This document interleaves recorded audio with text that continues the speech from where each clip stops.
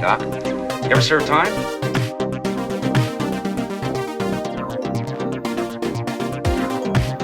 Give us that again. Can you do that again? And you...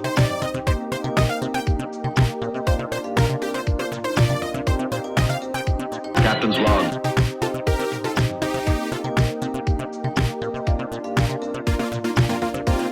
Tell him, McCluskey. Tell him what time it is.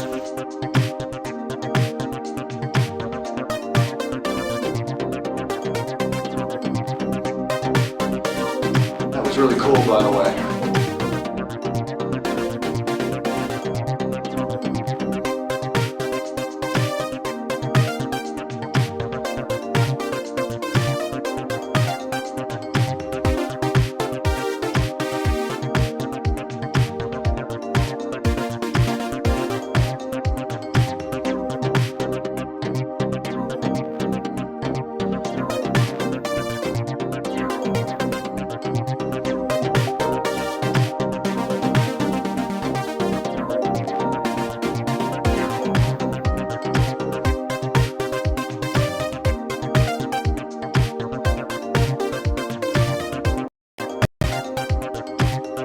Would you classify that as a launch problem or a design problem?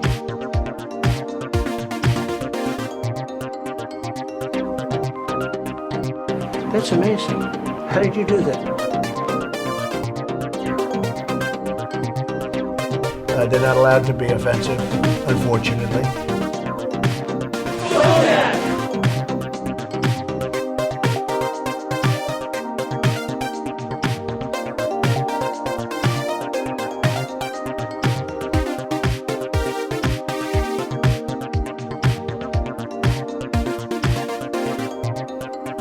Well, it's a well-known fact, Sonny Jim, that there's a secret society of the 5 wealthiest people in the world known as the Pentaveret, who run everything in the world, including the newspapers, and meet tri-annually at a secret country mansion in Colorado known as the Meadows. So who's in this Pentaveret? The Queen, the Vatican, the Gettys, the Rothschilds, and Colonel Sanders before he went tits up. Take off, eh?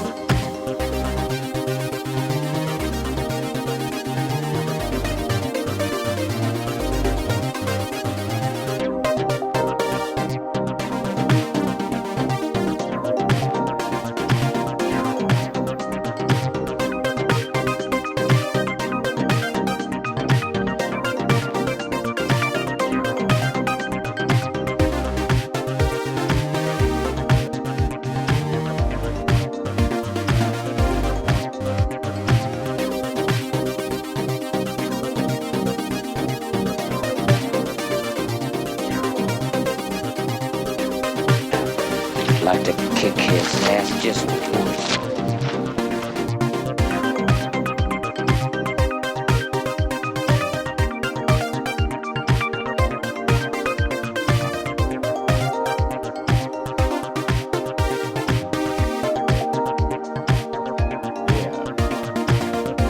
Here we go.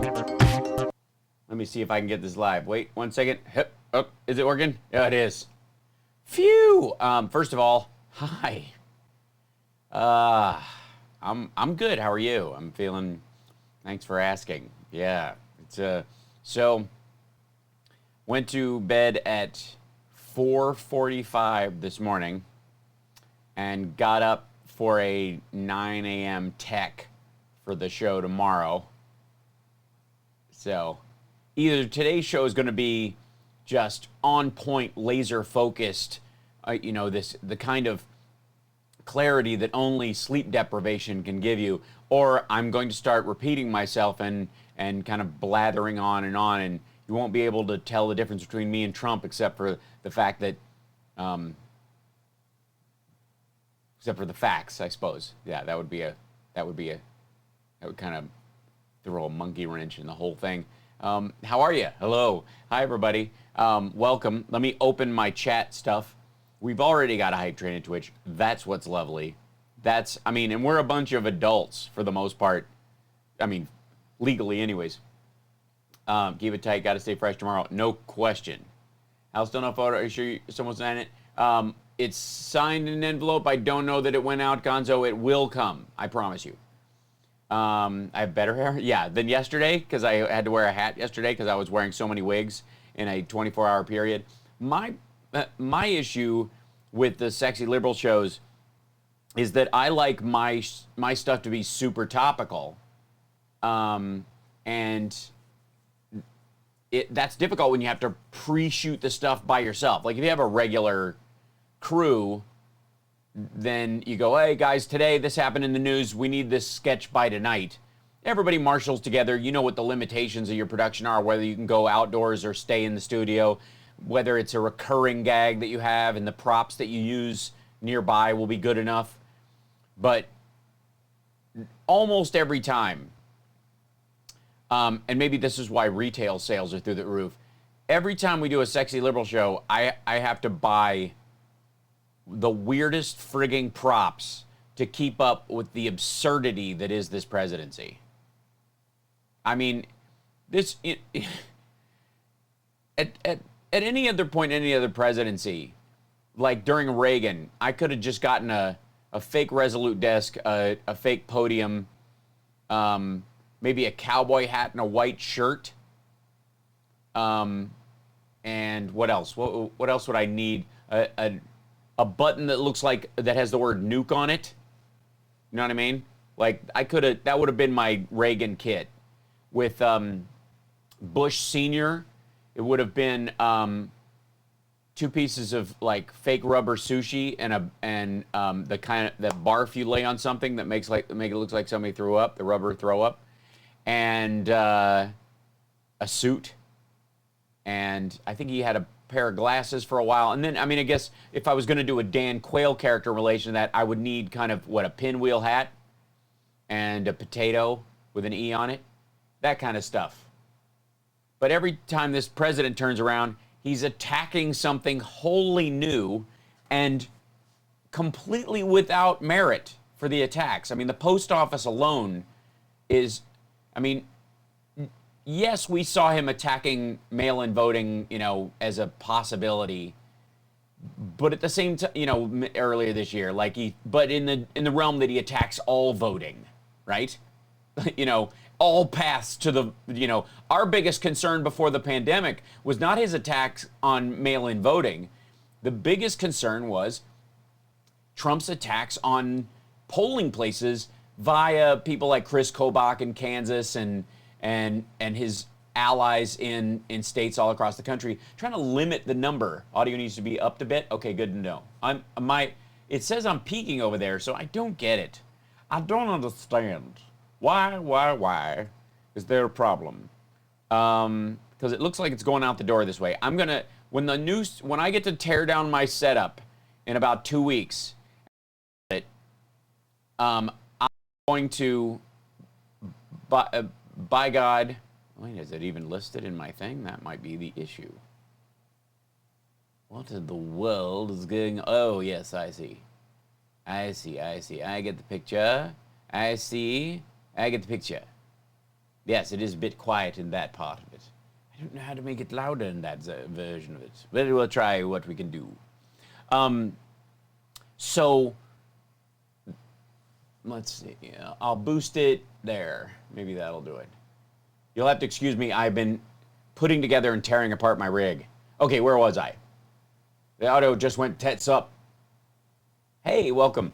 So our earlier worry about Trump was, of course, that he was going to attack voting by way of the old-fashioned limiting of polling places, making sure that poor people and people of color don't get the access to voting machines, that, nice, obvious, safe districts for the president get, 16 polling places per voter with cup holders, and anybody in a working class neighborhood that's not going after not going for Trump is going to get the used machine with from Russia with love bumper stickers on it that smokes when you kick it, and every time you tap Biden it jumps to Trump. Like, you get those, right?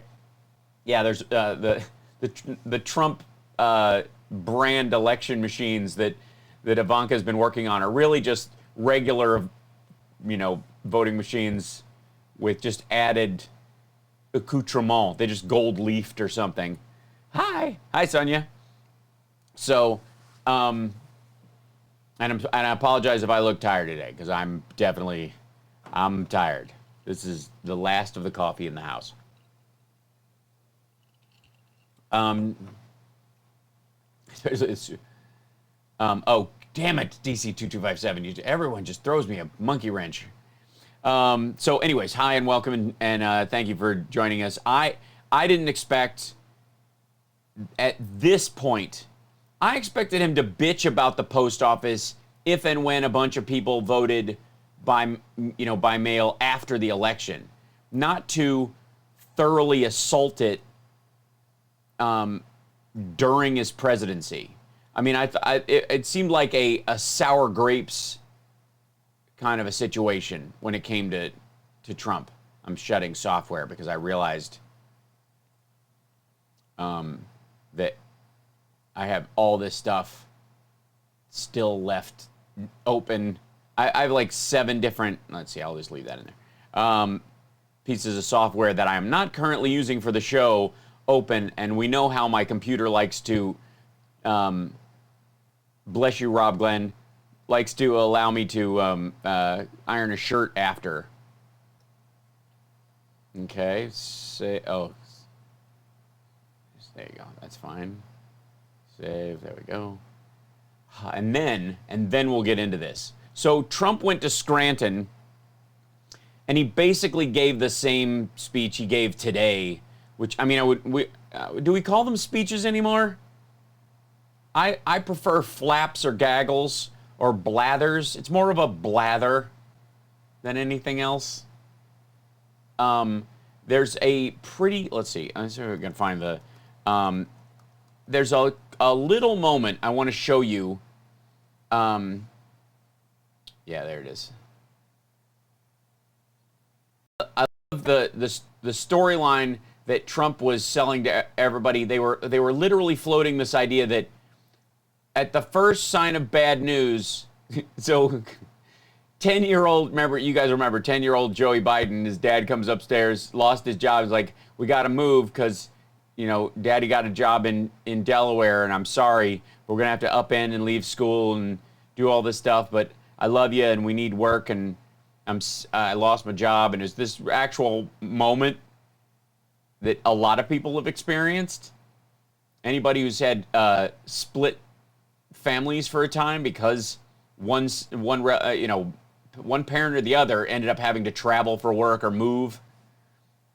It was exactly what this is like. Of course, if you just change women like you change your diaper, which is, I think, I don't know, that would be 3 times more often than he'd have to, but that doesn't make sense. Anyways, so, yeah, you are having the verbal diarrhea, I am thinking, Billy Gregg. That's what he said. Circle jerk's not too bad, except there's just one jerk. That's the problem with a circle jerk. If Trump, this is gross, but if you ever, and I don't know the etiquette of circle jerks, never been to one, but so I'm sure someone in the internet will tell me I'm wrong about the protocols therein. But Trump himself, like, if Trump would do a circle jerk, he would just masturbate while telling everybody else awful stories to make them lose their erection and then just spooge on their shoes. That's so gross. It's the grossest thing I've ever said on the air. But he's that selfish. You can tell I've been up all night. Like I said, this show could go any possible direction today. I may have to take it down afterwards. Look, I didn't go there. Someone took me there, which is what I think most people say at a circle jerk. Hal, what's up with 4% of the polls? A few of them now since CNN poll.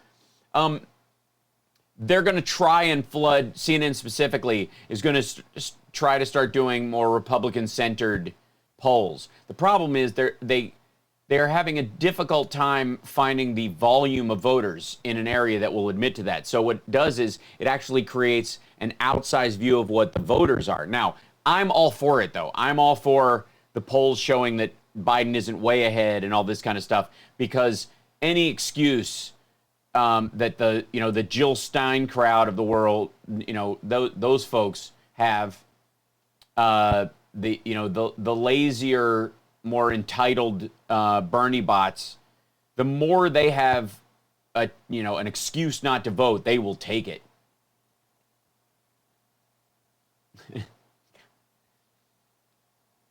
Well, Sean, that's up to you. I can't help you there. You're right. How the campaign is telling people Sanders behind Biden, Harris ticket. Yeah, exactly. That's the only person he can run against. I mean, just listen to the rhetoric. But, so before we jump into his speech today, this is how badly Trump is doing. You want to know how badly, like what the real polls say about Trump and what's really going on and what his outreach is like? And by the way, absolutely, Gonzo, my pleasure. We're all way behind here just because I'm going to be moving the whole apparatus about a mile that way. And it's going to be hell. And I'm in the middle of doing show stuff while it's happening. So how badly is Trump doing? He's doing so badly, he's doing flesh-pressing visits to restaurants. Now, he, not exactly a man of the people, Donald Trump, right? We know this. This is no one is ever surprised that Trump doesn't do these. Like he'll talk to truckers and stuff like that, but he's not big on the whole like talking to truckers or I guess with truckers. You know what I mean? Like there's no sit around with Trump. Like you'll see most Democratic candidates across the board, and a good portion of Republican candidates, for that matter, go down to a coffee shop or something like that and have what they would effectively have as a listening session. Or, Obama and even Bush and Gore and other people trying to have these kind of laid-back sessions with voters. I mean, they're very arranged for the safety of the candidate and our democracy, but it's definitely a something they all do. Watch this. This is Trump trying to, Trump is going, he stops at our Caro and Janelle Takeaway Kitchen in Old Forge, Pennsylvania. So this is the pool video, the only pool video I was able to find of him. I'm sure there's others, but I've limited resources. I don't belong to that giant media server that'll be our next stand. Once the Patreon, once you guys we hit producer at 500, when we hit 1,000, I'll order that program that all the news programs use that allowed them to get video for free from everywhere. But this is him being a regular Joe, if you would. Listen to this. See ya. Yeah. What you got? Mr. President, why did you want to come here today specifically? Because they have great pizza. They supposedly have the best pizza. We'll let you know about it in a half hour. Thank you, everybody. That was it. That's the whole thing. Okay, so you go in, President of the United States comes in. Usually, any little business like this, they got a little picture of the president over the wall. He came in, he had a piece of our pizza. He stood there, he did. This asshole comes in and goes, they have great, what? She goes, why did you come in here? And he goes, they have great pizza. And then he follows it up with, they say they have, people say they have great pizza. See ya. I don't want to misquote him. Yeah. What you got? Mr. President, why did you want to come here today specifically? Because they have great pizza. Okay, they have great pizza. Because they have great pizza. Last time I was on the trail, I came down here and met with them, and they supported me, and I love small business, and we love small business. The part you're supposed to say right after you say they have great pizza, and it's really just about the pizza. It's not showing that you actually will walk amongst the peons. Yeah. They supposedly have the best pizza. We'll let you know about it in a half hour. They supposedly have the best pizza. We'll let you know about it in a half an hour. What the shit? And then bye, everybody. Like, really? You think, should we check his Twitter feed a half hour of this? Like, that was a mistake. The hell? Do you use more salt? Why don't you? Like he's gonna give him a shit Yelp review. He's like warning them about his Yelp review. Yeah, no mask. They're all wearing masks. His guy's wearing a mask. Yeah. This is honestly, yeah. Couldn't you have tried some right then? That's the thing. Victory shouts, New Zealand. You know this is the situation where politicians eat a bunch of shit. Oh wow, Gonzo. That's amazing. Then I would be curious if they ordered a bunch of pizzas, if he bought pizzas for all of his guys or any of that stuff. I'm sure he paid for the pizza. They usually do. You and I did. But I'm just curious because you would hear about a politician, like, first time coming in there, young upstart, congressperson, I don't know, like a young Joe Biden running for office, and they come in and they'd have a slice with everybody else to see what the community's talking about and kind of bond with them, right? Then you come in, later on, and you buy a bunch of pizzas because you have to feed staff. So part of your campaign funds go to you buying a bunch of pizza. So you order pizza from local places so they know you're there. So you're supporting those businesses. You're not just buying from a big chain. You don't veer away from that because there's some franchise owners who, have as much on the line as anybody else. But, as somebody with a functioning campaign with a little money flowing in, and you got to feed your staff, and you're pulling all-nighters for an election, you go order 20 pizzas from the place you ate the pizza with that everybody talks about in the area you're running for. You're not reinventing the wheel. This is normal human behavior, right? This all makes sense. Like, this would occur to you if you had any sense at all and you were running a campaign, right? You would go, I want to see what the hangouts are. Like, this is true if you're just trying to make friends. If you want to sell more insurance or Peloton bikes, that kind of stuff. So, yeah, it's just good business. It just makes sense. So the 3 stages are: you get a slice when you're a no-name nobody. Then you feed your staff when you have an election coming up and you want to bond with them. Then it might become a regular thing where every Thursday or so, that's what you end up getting is pizza for the staff and that kind of stuff. Then during your run, whenever you're doing stuff in the area, you have a list of 9 places. Do I have to give away how I'm going to run for office and let everybody know how this works? Jesus Christ. But I didn't invent this either, I don't think. I'm just the only person who really thinks of it practically. You have your staff make a list to go like, here's the 9 places we were getting pizza from, and we know those people. And by the way, we just found out the owner of that pizza place, his wife is ill, or blah, and you have a human moment, and you go, oh shit, well, let's call him up. Do we have a few minutes? I want to be able to talk to him. We'll wait until we got an hour. Make sure I have a whole hour, because I don't want to kick him off the phone, when I've called him out of the blue. And then you call and talk to them.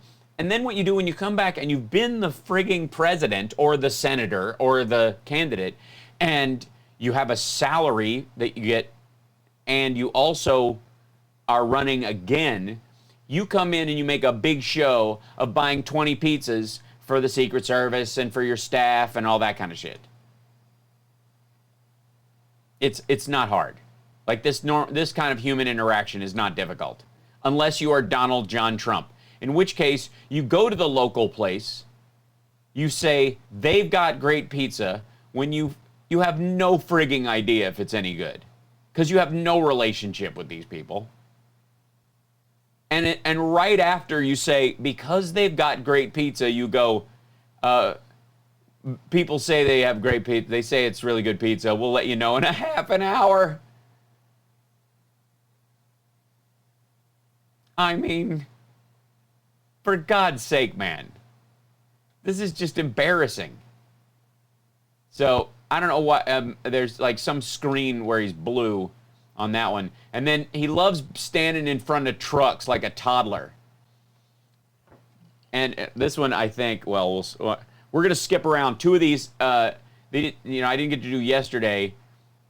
And both of these, he did this one while he was in front of the, and it's the same stuff. Like, let me see. Factory jobs after NAFTA. Yeah, NAFTA. Okay, so USMCA is way better, even though we haven't seen what it actually did. Right. Happy, and you know what was happening? They were not happy when the bosses got endorsed by the Democrats. American labor. The Democrats get endorsed by labor bosses. He inverted that. Look, I'm not even trying, and I'm finding holes in every sentence. It would have been totally destructive to your jobs. It would have been a horror show.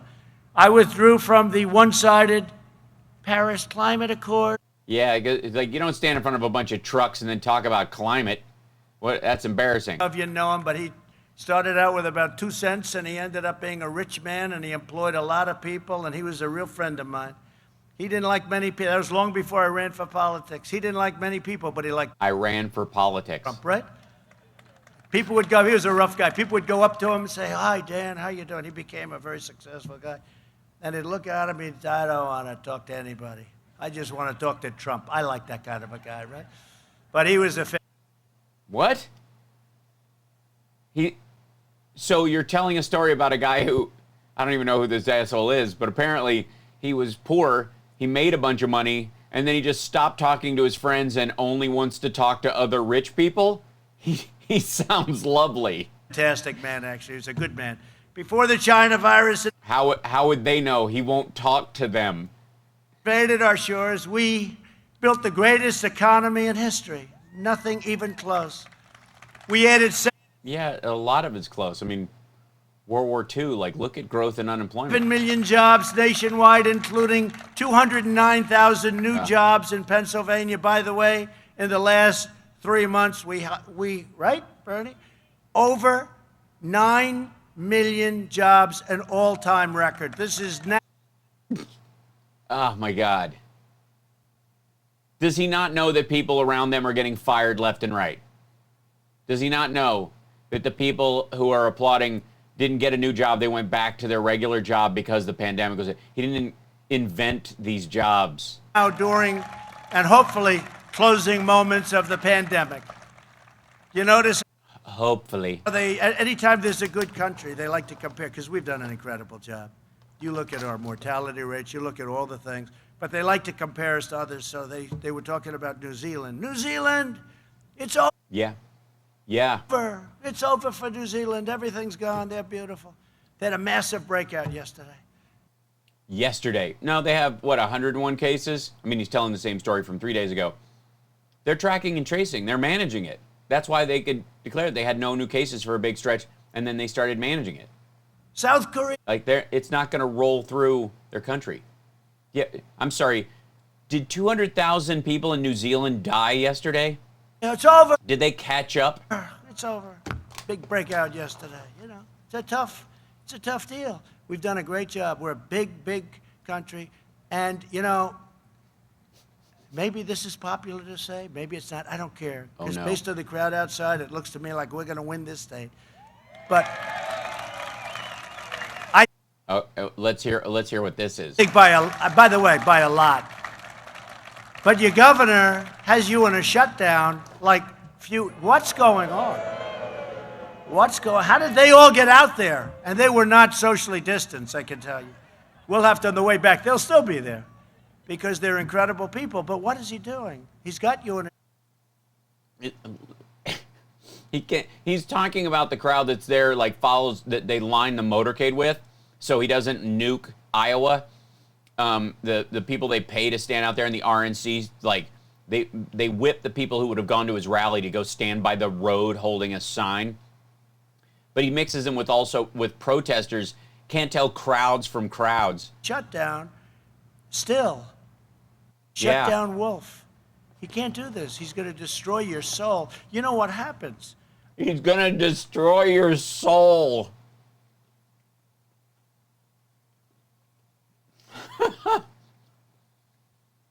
I think he's more worried about damage to your physical person.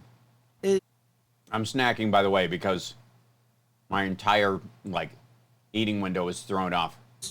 Depression, anxiety, problems with family members. Tell us all about it. Drugs, heart attacks, obesity.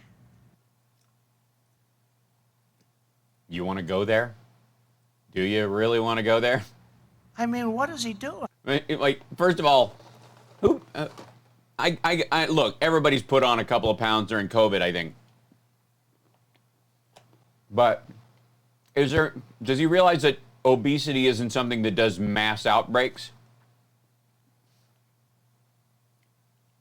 I'm eating an Archer Farms trail mix. It's more dangerous than the virus.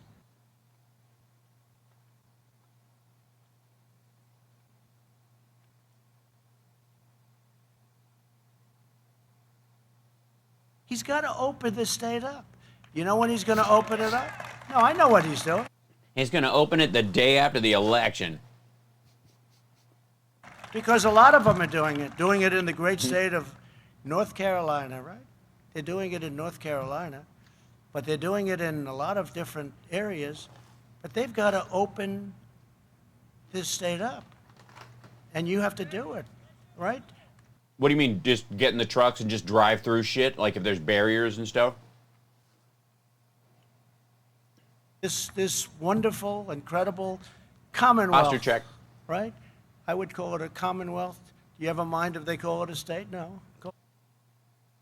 He just found out that Pennsylvania is a commonwealth. Jesus Christ. Like, he doesn't know what one is. He doesn't understand the difference. Kentucky's a commonwealth as well. And by the way, I've always felt like that commonwealth always sounds like a very communist-y kind of word to a lot of Republicans. They're not fans of the word. Just because I don't know, commonwealth? That doesn't sound very good. Good. You mean the commoners will eventually achieve wealth? What are you talking about? Yeah, Massachusetts as well. He's like, does it bother you if anybody calls it a state? He was going, they were working out a speech or some remarks, and he went, it's great to be back in the great state of Pennsylvania. And somebody on his plane said, it's actually a commonwealth. You want to say commonwealth so the people know you're paying attention. And he went, who gives a shit if it's what's a commonwealth? It's totally a colonial term. But that you can tell, this is a conversation he had on his own plane where one of his staffers was trying to keep him from making a gaffe like Nevada. North Carolina, right? They're doing it in North Carolina, but they're Well, I've heard that. It's called going south. Wait, are we talking about? They have to do it in North Carolina. You can only have 2 dildos. doing it in More than 2 dildos against the law, so you have to do it. a lot of different areas, but they've got to open this state up, and you have to do it, right? This wonderful, incredible commonwealth. Look on the Right? paper. I would call it a commonwealth. Do you have a mind if they call it a state? No. Call it commonwealth. Whatever the hell, you want to open it up. And Whatever you want to call it, open it up. That's basically what he's saying. We need the money. Get the money flowing. is he doing? How many are really, honestly, who's going to die? Old people. Who gives a shit? What is he doing? So the Commonwealth of Pennsylvania, we're going to get it open. Thanks for that little digression, though. I know when he's going to do it. You know when it is? November 4th. November 4th, he's going to say, well, we're going to open it up. Then your results are no better than other states, by the way. It's not like, oh, gee, this is great. It's The same people are going to die. Eventually it's going to kill everybody. He's like somebody, like one of those people to talk down a jumper off a building. It's just do it. Was it Larry Miller's character in one of the Guffman, or no, it wasn't Guffman. It was one of the Christopher Guest movies where he's just, jump, you loser. They all jump. They all jump. That's what you learn eventually. They all jump. Michigan has it closed down, and North Carolina has it closed down, and this Commonwealth has it closed down. It's really, it's a very sad thing to see. And the results are not good. The results, it's not like, oh, this is wonderful. The results in some of these places is worse than those that are open. And, you know, you have other states up. I mean, you look at the country, it's really, we have states with thriving. Oh, yeah. Dude, they're just rocking. What's wrong with you, Pennsylvania? Thriving. And there's no shutdown. It's enough. We shut it down because we had to. We didn't know anything about what was happening. We shut it down. We learned a lot. Protect our seniors, et cetera, et cetera. You've all heard it. But we learned a lot. Then we opened it up, and now we have a big V. Remember they said the V will never happen? We have a big, beautiful V. We enacted the largest financial... Jesus Christ. The crowd is a little quiet for something that should be a rallying cry right now. Christ almighty. Hey, thanks for becoming a patron today. Patreon.com/HalSparks. I appreciate it. Coffee a day for all this entertainment. I mean, or coffee a month. That's very, like, yeah. I'm tired. Dude. Price of a cup of coffee a month. Just help out. You can do that or whatever. You can also go to halsparks.live if you're watching and donate there. There's actually a donate button. It's kind of like Super Chats on YouTube. We'll see what happens, whether they ever let me out of jail. Relief package in American history. And through the Paycheck Protection Program, we saved... The thing that the Democrats doubled. Nearly 2 million Pennsylvania jobs. We've also delivered nearly... That's right. Who's we? Who's we? You mean the entire federal government? Who is against it? Other than Rand Paul and maybe Tulsi Gabbard. Did she vote president? Jobs. We delivered nearly $11 billion in direct support to Pennsylvania families. And over the past 3 months... He's just out there. This is how transactional his life is. Like, he just thinks, look, I gave you cash, vote for me. We've gained over 9 million jobs. It's, nobody can even believe the numbers. Yeah, I don't believe the numbers because they're bullshit, you maniac. The bit I had to do to get into this weekend, like, talk about shit I've had to buy just to make things for Sexy Liberal. Watch, the numbers will get better and better because we're opening up. And frankly, the Democrats should do it. They should do what's right for the country. They know they should open. Wolf knows he should open. He knows that. And how about his person with her mother, right? With her mother, where the mother was protected, but the other people weren't. You had a massive number of deaths in nursing homes, but 95-year-old mother, as I read, and I said, well, that person will be gone very quickly, and that what? Person is still there. I would say that's something that if somebody ever wants to run for the governor of Pennsylvania, that would be something good to use. So they took the mother out of harm's way and then moved her back when everything was okay. And nobody says anything about that? And there's no firing? I'm sorry, do you legally have to keep your grandmother in a place when it's unsafe? What the fuck? What? Does anybody know what he's talking about? So why wouldn't you just, if there was an outbreak in elder care facilities and you find out a month ago that it's been like 3 months, we know it cascaded through elder care facilities, or even if you want to go back to like start getting nervous about it when it breaks out in Washington State. And anybody has an obligation to leave their grandparents in there? Christ almighty.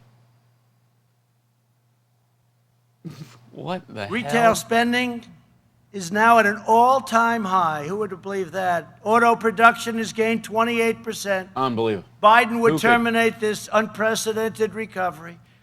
Yeah, that's what he would terminate, the unprecedented recovery.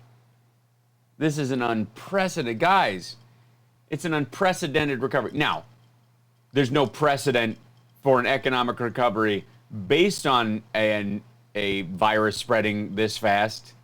So you could say a lot of stuff is unprecedented in many ways that Astronauts on the moon had unprecedented problems going to the bathroom in sub-Earth gravity. It's an unprecedented situation. Wants to impose a permanent lockdown combined with a socialist takeover of the U.S. economy. Did you hear him the other day? Lock it down. He wants to lock it down. So everything that we've gained over the last number of months, he wants to lock it down. No, we're doing good. Florida's going down substantially. Arizona, done a great job in Arizona. Yeah, sure. Tell us all about it. Texas going down. California's going down. They'd open these states up. And everybody wants... They did. They opened them, then the cases went up, and now the cases are going back down because they locked them back down. To practice good hygiene, all of the different things. Do the masks. I mean, it's not going to hurt. Do them. Do them. You know what? It isn't going to hurt. Do them. If you feel it, do them. If you feel it, do them. That's Trump 2020. I don't know that Pence can say that out loud without mother's permission. If you feel it, do them. California's going down. They'd open these states up. And everybody wants to... Jesus, I so want... Can you imagine how great it would be if somebody just popped up in one of those trucks and pulled the horn? Practice good hygiene, all of the different things. Do the masks. I mean, it's not going to hurt. Do them. Do them. If you feel it, do them. But these things, these places have to be opened up. He's trying to be such a mafia boss right now. If you feel it, do them. But these places gotta open up. We can't have all these hookers just aging in our hotels. We can't have all these drugs rotting on the shelf. The Gambino family has a better refrigerator. We can't turn over rotten meat. Get out there. But November 4th, you'll open. Don't worry. If you feel it, do them. Add the best words. About it. But that's a long time from now, if you think about it, right? That's a long time from now. In Biden's policy manifesto, written with socialist Bernie Sanders, Biden pledges to quickly outlaw American oil. He's going to outlaw American oil. Tell us all about it. Outlaw America. There's going to be like, Texas is going to be like Mad Max. You want to get out of here with it, truck? You talk to me. Coal, American coal. He's going to outlaw American coal. He's going to outlaw it. Not give you other shit to use as energy so you can do something else with your life or work in an energy industry that's safer and cleaner for everyone. He's not going to do that. He's just going to outlaw coal and oil and let the lights go out. Outlawed natural gas, which is really something very near and dear to your heart, I'm going to guess. Natural gas. Amazing form of energy. It's clean. By mandating net zero carbon emissions from all homes and buildings within 9 years and from all power plants by 2035. So he wants to basically get rid of all fossil fuels. And you know everything about energy. I know so much about energy. Our new forms of alternative energy just aren't powerful enough to power these massive plants and all of the things that are creating all of these jobs and all of this wealth for your state and for the country. Yeah, Biden's going to take away your butane. You won't even be able to have a cookout anymore. You won't be able to get kerosene tanks from Home Depot anymore. This week in California, there were rolling blackouts because the radical Democrats have mandated impossible restrictions on energy production. And I see again the forest fires are starting. Uh-oh. They're starting again in California. I said, you got to clean your floors. You got to clean your forests. You got to clean your forests. That's the problem with nature. It's too natural. They have many, many years of leaves and broken trees. I love how he thinks that the world is just a golf course waiting to happen. Rake your forests. I mean, honestly, these poor animals. And they're like so flammable. You touch What? Wait, what? Up. I've been telling them this now for 3 years. but they don't want to listen. The environment. No, hold on, wait. If And you they're like so flammable. You touch them and it goes up. I've been telling them this now for 3 years. what kind of satanistic monsters is he roaming around with that if they just touch leaves, they burst into flames? I don't know why anybody isn't listening to you. I'm completely confused. One would think if you walked in to a meeting about ecology and management of federal lands and all that kind of stuff and started talking about if you touch leaves, they'll burst into flames. I don't know why they wouldn't. Why aren't they listening to you? But they don't want to listen. The environment. No, they listen, but only when they need a good laugh. The environment. But they have massive fires again in California. Maybe we're just going to have to make them pay for it because they don't listen to us. What are we supposed to do? Does he think concrete jungle is an option and not a nickname for a city? We say you got to get rid of the leaves, you got to get rid of the debris, you got to get rid of the fallen trees. You know, when a tree falls, after If it never catches fire, does anybody use it for furniture? It's that old philosophical chestnut. 13 to 14 months, it becomes extremely dry. You look at some. Wait a minute. If a tree falls over and dies, after a while it becomes dry? When did this shit start? These fires, they don't really catch where the trees are growing because they're wet. The water's pouring up the tree. The water is pouring up the tree. Why is no one listening to this man? Guys, it's not that climate change is raising the temperature and the number of trees and dry brush is overwhelming in certain areas. And, you know, it's that you all your fires are happening in places where water isn't rushing up the tree. It's not pouring up the tree. So, but don't, whatever you do, if you're listening to me, if you see a pile of leaves in the front yard, I know you want to jump in it. I know it seems like a lot of fun, but if you touch it, it could just burst into flames. That's how nature works. Yeah, I know. By the way, can't stop lying, Carl, both of you are responsible. If I just keel over and I'm not dead, I'm just passed out. If I just fall, like, I'll try and keep it together, though. And they just don't want to listen. They mocked us when I said that. You got to Yeah, and I still am. clean your floors, just an expression. Clean the floors. And they have many, many years, decades of. I'm glad these assholes agreed to stand out in 99-degree heat with the Pennsylvania humidity to listen to this dickhead talk to them about how, I don't know if you know this, but trees dry out when they die. Leaves, dry leaves, and everything. That's why they have it. There are other places, forest cities. They're forests. They were developed in forests, and they don't have any problem. Forest cities? Where are these wonderful places? I want to go live in a forest city.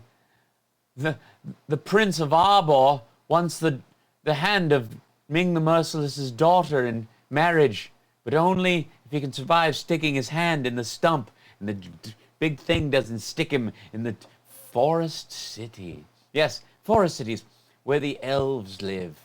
With more flammable trees than you have in California, but they just. You didn't know that. They got flammable trees, but they keep them wet all the time, unlike these assholes in California. Don't want to do it. Senior citizens were forced to sit in their homes with no air conditioning in the middle of the summer. And Biden wants to eliminate power plants all across America. You had a problem over here. But think of that, if they do that. You get used to no air conditioning. They probably don't want that either. Now the world is just going to be a festering hell of busted air conditioners. My administration, we ended the war on American energy, and I put the miners back to work. We put them back to work. He's been a big proponent of child labor. Do the QAnon people know what kind of miners he puts back to work? They don't seem to care. All the Q supporters don't care about all the miners that Epstein and Trump and Ghislaine Maxwell all had working for them. Oh, different kind of miner. I'm sorry. The guy with the guys with the lights on their hats. I'm sorry. I Here's it back confused. to work now. I approved the Keystone XL and the Dakota Access pipelines almost right at the beginning. I just Yeah, mostly Canadian oil. approved them Just you get shale oil out of another country. right at the beginning. And a lot of jobs. And it's, by the way, it's cleaner. It's a much cleaner form of transportation. America is now the #1 You mean than trucks? producer of oil and natural gas in the world. Think of that one. To protect our great Yeah, great. We're the come and go of the planet. steel workers. Do you have a couple of steady steel workers here, by the way? To protect our great No. steel workers, I placed tariffs on nations that were dumping cheap foreign steel all over the place. Oh, you mean that asshole who built Trump Tower? Oh, somebody else. I see. I'm sorry. I meant that asshole who put additions on Mar-a-Lago. Oh, not that guy. We have created an incredible Have my arms gotten more buff? It might be just from puppets. That's a long story. It's a good shoulder workout. industry out of nothing. It was ready to go out. Within months, steel imports dropped by 26%, and American steel production surged by 18 million tons almost immediately. Biden abandoned the steel It's almost as if it was ordered months before. industry and saved other industries that were worthless, but he didn't save the steel industry. We saved the steel industry. What was that worthless industry that Biden was trying to save? Was it something to do with health or something? I don't remember. Oh, it wasn't industry, it was people. Yeah, my We bad. wouldn't have a steel industry right now. They don't. When Joe Biden was vice president, the border was an open pipeline for criminals, gang members, and cartels, flooding our schools with drugs. Under my administration, we ended the catch and release, horrible catch and release. You catch the criminal, you take their name, you say, There you go. So that's the applause that this dude is getting with the working class. And it's not just white people. Pay attention to this. The one area where like low wage illegal workers taking working class jobs is the fear point. It's the populist inflection point that he uses, and it's the only effective one that he has. The problem is it falls apart if you just have if the immigration plan that was in Congress passed, it would solve most of these things in a humane and functional, logical way.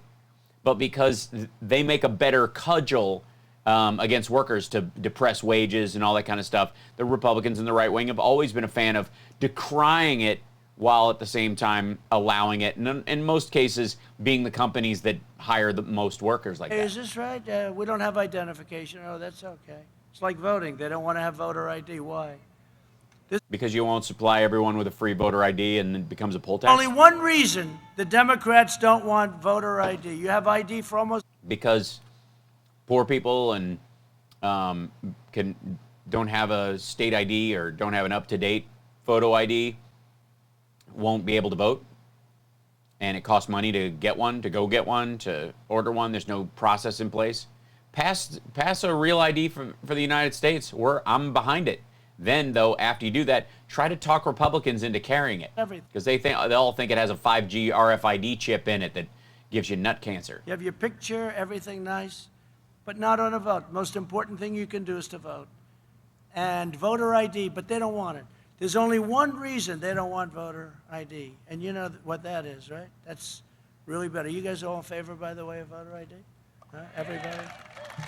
If they were, they wouldn't be congressmen in good standing for very long. I'll tell you that. We stopped. What was he pointing at the state reps in front of him? I thought he was pointing at the crowd. Asylum fraud, and we deported 20,000 gang members and 423,000 criminal aliens. We got them the hell out of our country. Amazing. You want to go back and look at the numbers in the Obama administration? How about let's look at the numbers during the Clinton administration or the Bush administration. It's a regular thing. It's like telling, honest to God, certain elements of like crime in the United States or any other industrialized country, law enforcement is like taking out the garbage in some ways. It's a regular thing. Life prints more criminals all the time. They commit more crimes. People have to get them and gather them up and put them in a cell so they stop criming. And it happens all the time. Now there are spikes and there are waves that go up for all kinds of reasons, and there are waves that make it go down for all kinds of reasons. But unless you want to stand up your per capita numbers next to your predecessors, he's just bragging about the absolute number. This is why you won't hear a percentage. When he talks about percentages, it's because they had 3 people and now there's 9. And they're like, look at this, a 200% rise, And if he talks about an actual number, it's because they think it's sufficiently scary enough. But if you looked at the percentage based on anyone else, it's 1 or 2% within the margin. But if Biden is elected... Leslie Cosbrings, my 20-year-old daughter has an illness and can't drive. She has no ID to vote in her first election. Yeah, that's why you need a state ID for that, but it costs money to get one. And a lot of times, state IDs, if you don't drive, are more, they cost extra. All of this security will quickly vanish. Control of the border will be ceded to violent cartels and... Yeah, that's who he's got this whole thing. I mean, it's one thing to have a unity platform with Bernie Sanders, but Trump, but Biden can't wait to get down there and hash it out with the cartels and work out some sort of unity agreement with the cartels. I mean, honest to God, this sounds like a shitty monologue from a president on a television set in a Steven Seagal movie from 1987. You know what I mean? Where they're like, or at the beginning of a metal video. And I would like to say for the record that Kiss, Aerosmith, Kiss, Iron Maiden, maybe if you look at the Wild Side video, Motley Crue, certainly Queensryche with Empire, Judas Priest, they all warned us at the beginning of the videos when they, the parents are watching the news and there's riots in the streets and they're turning the channel and there's a hellscape on everyone and they cut and there's a president that looks vaguely Reagan-esque, but like Reagan if he'd fallen off a boat and washed up 3 days later, bloated and bleached in the sun, on there going, the world is hell, we're all going to hell, it's all terrible, like that, and then you click it and the music video starts. That's who this asshole is. Like, thank you, heavy metal, for warning us all of the assholes like Trump who are coming. And by the way, I can't wait to go back and see Sebastian Bach live. The left-wing crazies who empower them. Yeah, In Living Color, Cult of Personality, totally a character from RoboCop. Rat. Yeah, Escape from New York. Yeah, A number one. You're the Duke. You're the Duke. You're A number one. Call me Snake. Okay, here we go. And, you used to see these massive amounts of illegals coming up from Honduras, right? From Guatemala, El Salvador. They'd come up and there'd be just thousands of them. You don't see that anymore. Mexico. Yeah, no. Yeah. The general consensus is that the numbers of the people who are coming up were largely inflated by supporters in the crowds walking the small number of caravan people through their town to protect them on their way through because of your sort of xenophobic racism. And so it made the numbers look bigger than they were when it was fairly standard groups walking up, making the hike. And even then, I guess the story that it was a George Soros-funded attack on Donald Trump doesn't quite make sense, since these caravans only serve to frighten right-wing voters into voting. Because the theory, I guess, is if Democrats want these caravans of people coming up and want them to all be immediately let in, so wouldn't that, if they're coming, wouldn't that drive Democratic turnout and raise it up if you wanted them in? But the scare tactic was generally that these people are just coming up in piles. Did he say mounds or piles? Piles? Putting they have right now, they have for months, 27,000 of their soldiers on our southern border. Got to do it. They have soldiers on their borders. They have immigration people too. They're just trying to keep out all the people who have COVID. Got to do it. Mexico's been really working with us very well, I have to tell you. The new president of Mexico, now he's not so new, he's been there a little while, but the president of Mexico has done a great job as far as I'm concerned from the standpoint of our relationship and our relationship with Mexico. Oh, I see, both directions. Joint manifesto with Bernie Sanders. Biden is called. Wait a minute, Biden, okay, I thought he was saying the Mexican president had a joint. I was starting to lose track of the joints. For a complete suspension of deportations, closing down detention facilities, ending border prosecutions. Think of this. No, not or ending border prosecutions. I mean, here's the thing. Look, you have to be dumb to think that 9 million people going back to work when 30 million people lost their jobs during a pandemic is 9 million jobs created, is a net gain in 9 million jobs. Like, you have to be next level stupid to believe that. You also have to be moronic to think that the Biden plan, which adds more lawyers to the border to process asylum claims, basically to sift the people who are actually seeking asylum from just economic migrants and criminals, which are different classes. You need people who can tell the difference and will run the cases on those things instead of just shoveling people back out of the country and endangering their lives if they have legit asylum claims. You can't just let them sit and rot in a facility that we're paying for, because if they die, they're going to sue the government and they're going to win. And expanding catch and release, handing out free welfare to new arrivals, work permits for illegal. Welcome to America. Hola, here's your check. Welcome to America. Hola, here's your check. Like, that's what he thinks is happening. Crossers, and mass amnesty for all illegal aliens. Can Wait, are we talking about Reagan now? you believe this? No, this is a Bernie. This is Bernie plus. You know, I thought Biden would be taken right. This is to show you how good a negotiator is. Bernie took him left. He's supposed to start, and they're supposed to meet a little bit left of center, maybe, for them. For us, it's right of center. But Bernie actually took him left, along with AOC +3, right? I'm sorry, I have to write these directions down. Does anybody have a pen? So am I going, if he's trying to pull left and he's to the right, he would have gone right when Bernie pulled left and ended up just left of center. But he says he's right of center when he's clearly off a right-wing cliff. I don't know if that thanking QAnon for their support qualifies as right of center, but somebody's going to have to draw me a map. It's another beauty. She's the designer of the Green New Deal. She knows nothing about the environment. She probably never studied. Ask her, how many hours have you taken on the environment? The environment. Have you guys taken your George Soros environment class? How much? She's probably just been outdoors a bunch. By the way, I'd like to remind you that he's questioning how much her education focused on, I guess, a reasonable amount of information in science classes and whatnot about the environment, and him questioning whether or not she studied the environment outright or just is able to talk to experts and understand when to defer to them and when to push back.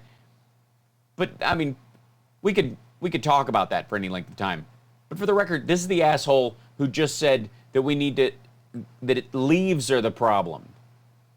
That the earth has fires because if you touch a leaf, it'll catch fire.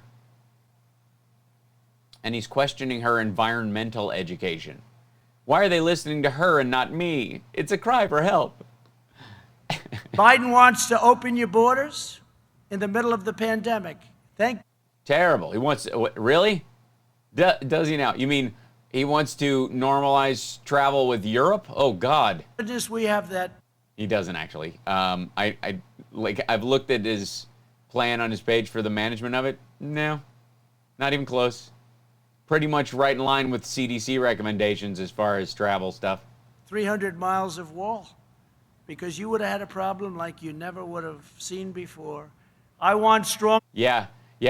This is just all part of Trump's tactic to push back against illegal immigration. If we have a disease that's so bad, yeah, I'm having trouble keeping track of what happens on which days, Katie Coog, I guess, Cougar, 88, I'm guessing, something along those lines. But it's, I mean, better than a wall is a disease no one wants to catch. I mean, the numbers are way down of people illegally crossing the border. Borders, and I want safe communities. If we don't... That's right. You have to understand you're taking science advice from a man who says computer boards. Borders, I was saying this from day one. If we don't have borders, we don't have a country. We don't have a country. Yeah, that's self-evident. That's like saying if we didn't have a river, we wouldn't need a boat.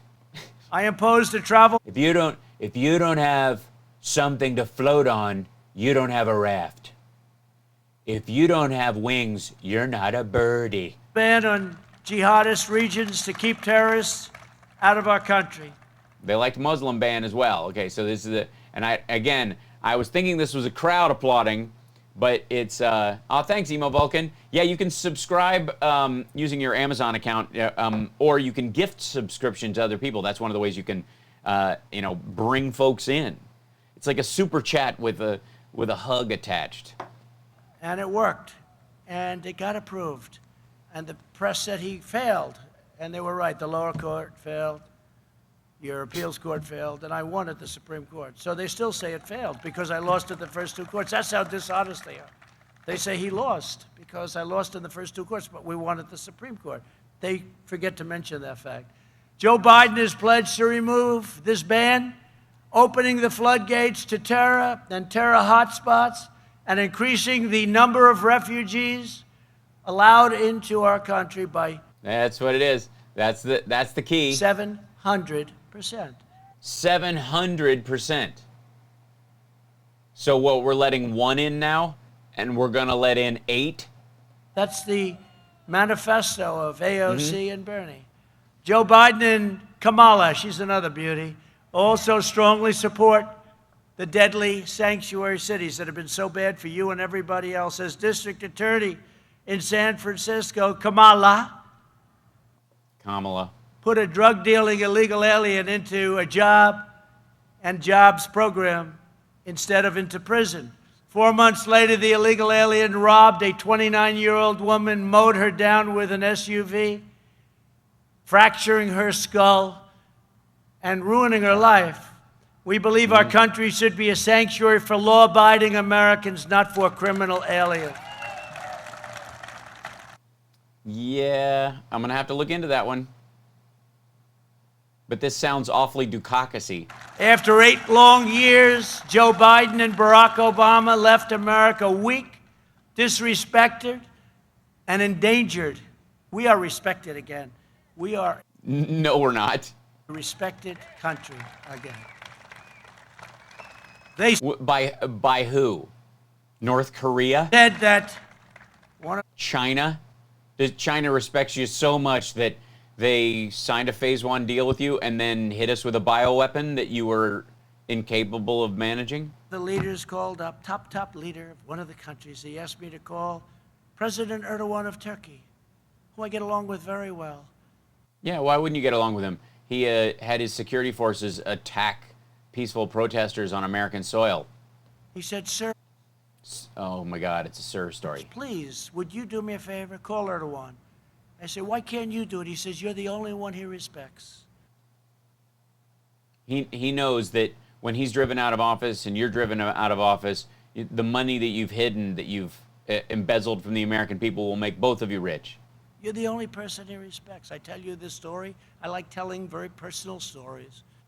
Yeah, we'll talk one day. Billy Gregg, we've talked about the Kardashians getting people out of jail through Trump and the selective choices that they've made. But they did say that.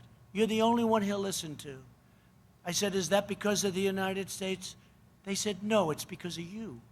So, you know, that's not so bad. I might as well tell you this story. Yeah, because Putin told Erdogan, call him up, he'll give you what you want. It's because they won't. We've invested more than $2 trillion. By the way, did he say what he was calling the guy about? Like somebody wanted something. Please, would you do me a favor? Yeah. Joe yeah. Biden and Barack Listen Obama listen to the story for a second. I want to know what the hell he's talking about. left America weak, disrespected, Terrible. and endangered. We are respected again. We are a respected country again. They said that one of the leaders called up, top leader of one of the countries, he asked me to call. A top leader of one of the countries. Pfft, I don't really pay attention. President Erdogan of Turkey, who I get along with very well. He said, sir, please, would you do me a favor? Call Erdogan. I said, why can't you do it? He says, you're the only one he respects. You're the only person he respects. I tell you this story. I like telling very personal stories. Yeah, this is such a personal story. You know, some leader, dude, top leader, just trust me on this. It's a personal story. A tear rolled down my cheek when he told me this. But they did say that. You're the only They did say that. one he'll listen to. That's your personal story? That's his...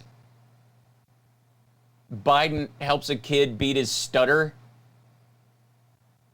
And this is your personal story. A top leader, tippy top, absolutely, called me up and said, talk to Erdogan. He'll listen to you. Because he knows he can bend you over a barrel? I said, is that because of the United States? They said, no, it's because of you. Yeah, if anybody else in the United States heard what he was saying, they'd hang the phone up and probably order some kind of a strike on the country. So, you know, that's not so bad. I might as well. Yeah. Good story. Good story, bro. Such a good story. I was moved. Did you guys? Did you guys feel it? I felt it. Tell you the stories because they won't. We've invested more than $2 trillion to rebuild our military. Our military's in the best shape it's ever been. And everything is made in the USA.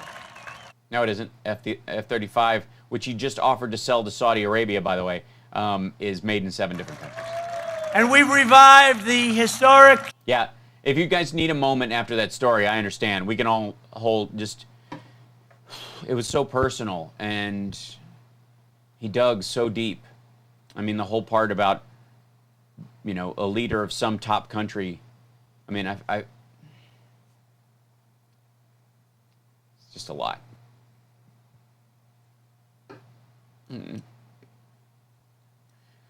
Okay, I've just got to find the strength to go on. Shipyard in a place called Philadelphia with hundreds and hundreds of new jobs. You know that. And we've just launched Space Force. I never talked about it in the campaign trail, Lou, right? I never talked about it. I'm the only one probably that ever ran for office in this country that's achieved more than I said I would. Do you know how little you need to know about American history and campaigns, I suppose, too, to actually say that sentence? To be that dumb. I never talked about Space Force. I never talked about Steak Force. To be a moron. To be moronical. An imbecile. Like the dumbest motherfucker that ever lived. I never talked about But I realized how important it was. I never talked about Staples Force. We got it. The 6th branch. Think of that. 6th branch. That's a big deal. American Keep telling yourself that. rockets are once again sending American astronauts into space. We renewed NASA. It was a field of weeds. It was a field of weeds. NASA was just completely overrun with weeds. President Obama closed it down. We're now sending rockets up. And a lot of those rockets are paid by rich people. They like sending up rockets for whatever reason. A lot of... What? Way to give away the game, dude. That we were basically you just gave NASA a way to private industry to put shit in space that they want. Now sending rockets up. And a lot of those rockets are paid by rich people. They like sending up rockets for whatever reason. They like it. I say, go ahead. You can pay us a little rent and you can use our property. Well, yeah. I mean, the Saudis are using our soldiers as human shields. Why not? Withdrew from the disastrous Iran nuclear deal, a horror show. The ISIS caliphate was destroyed. the founder and leader of ISIS. Oh my God, this is gonna be the same waggle. Let's go to the today's, because I like, am I blue?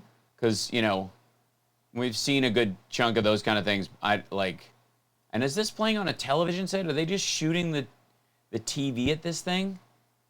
The American people, preserving. Okay.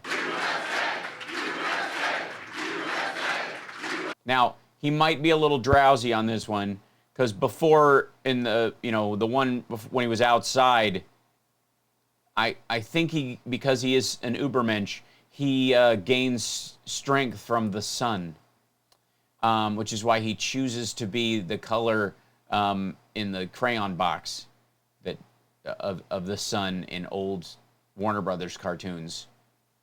But this is after, I think he's had a couple of slices of the pizza. It turned out to be a mistake, and they're out of Adderall. By the way, he's delivering remarks at a sentence would be nice. Delivers remarks at 2020 Council for National Policy meeting. At the 2020 Council for National Policy meeting? I don't know. You're really fantastic, and I want to thank you very much. You really are. Thank you very much, and thank you, Bill. And thank you to the Council for National Policy. My brother Robert would have wanted me to be here today. Thank you very much.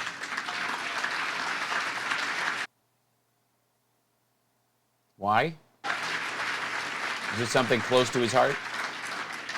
Together, we're committed to protecting the American people, preserving American values, defending America's heritage, and keeping America safe, strong, prosperous, and free. I want to thank... Oh, it's a big sniff. It's going to kick in partway through, so watch for the energy arc midway through this speech. That's why it goes on and on. Bob McEwen, Kelly Shackelford, and Jenny Beth Martin for your tremendous leadership. Barbara Wattell, Lee Weaver, and now the king of internal bushings, a man who needs no introduction. Of the CNP, done a fantastic job. We're also joined by Acting Secretary of Homeland Security. CNP is the Council for National Policy, apparently. Who's done incredibly. Chad Wolf, where's Chad? He's done incredibly.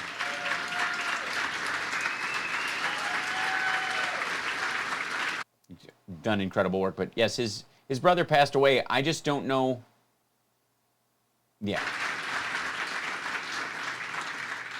Thank you very much, Chad. You're right in the heart of it, and got some big things. Well, aren't they having a? Weren't they going to have the funeral today at the White House? Coming. Very big things. Good job. Also, Lieutenant Governor, a friend of mine, Dan Patrick of Texas. Dan, wherever you may be. What a great guy. Great family, great son, doing a tremendous job as U.S. Attorney.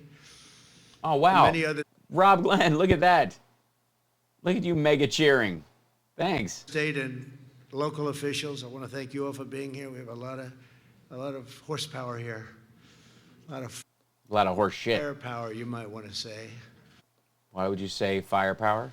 But over the last week, the Democrats held the darkest and angriest and gloomiest convention in American history.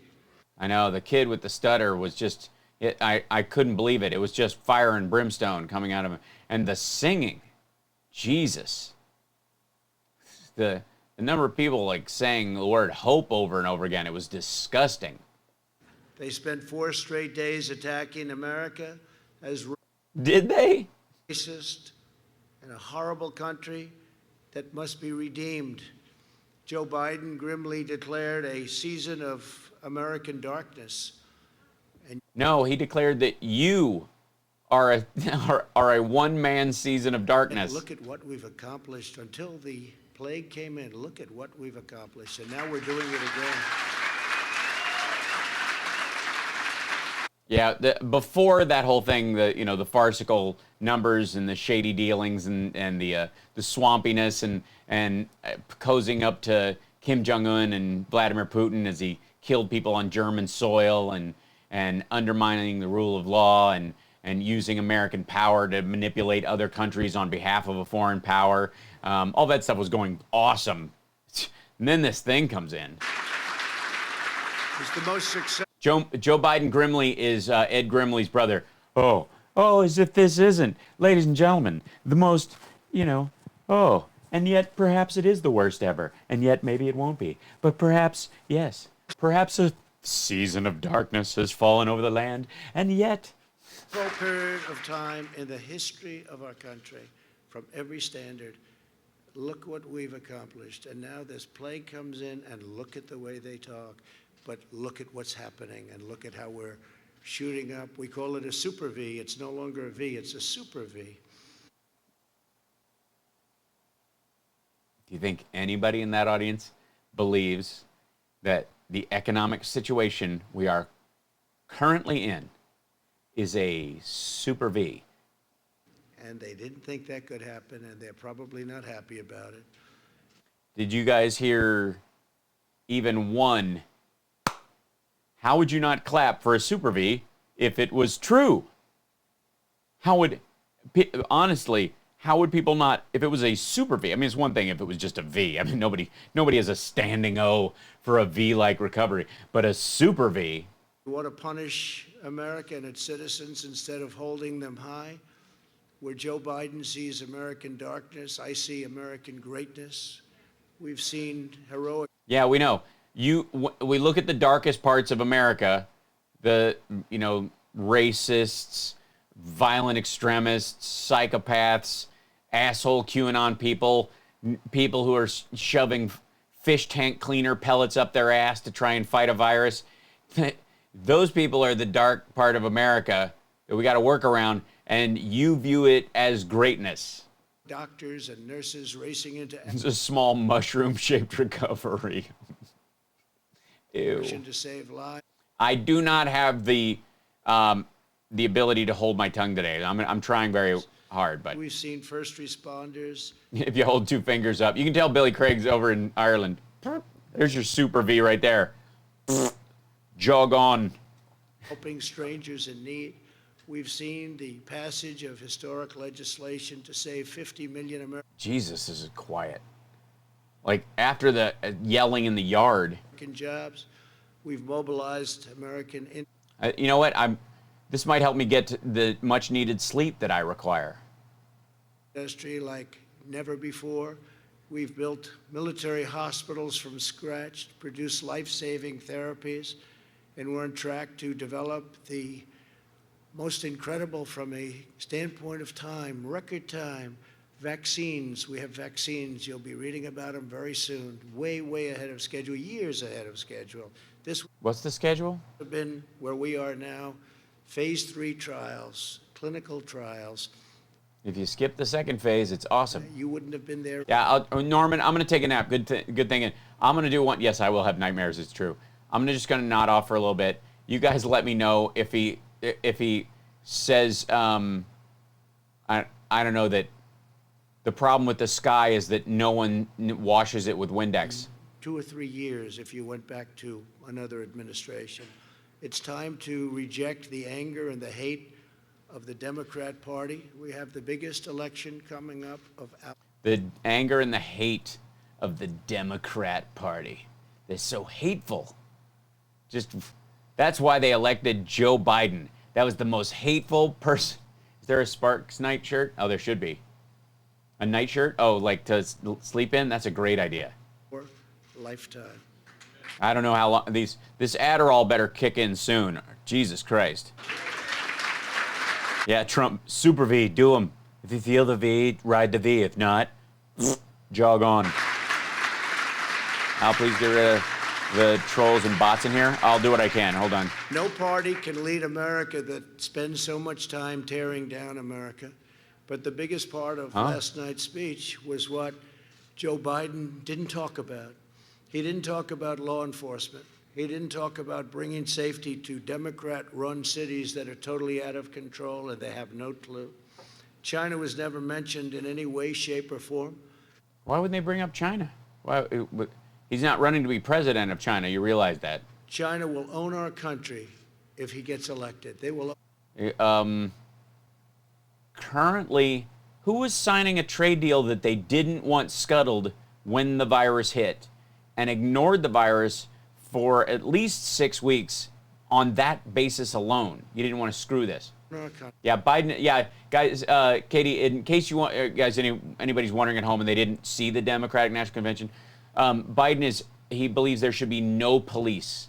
That the idea of police is a problem, and that everybody should be on their own. But no Second Amendment. But only we will pass out guns to MS-13 only. They get a free gun and a welfare check as soon as they cross the border with their lawyer, who we will provide, and no cops.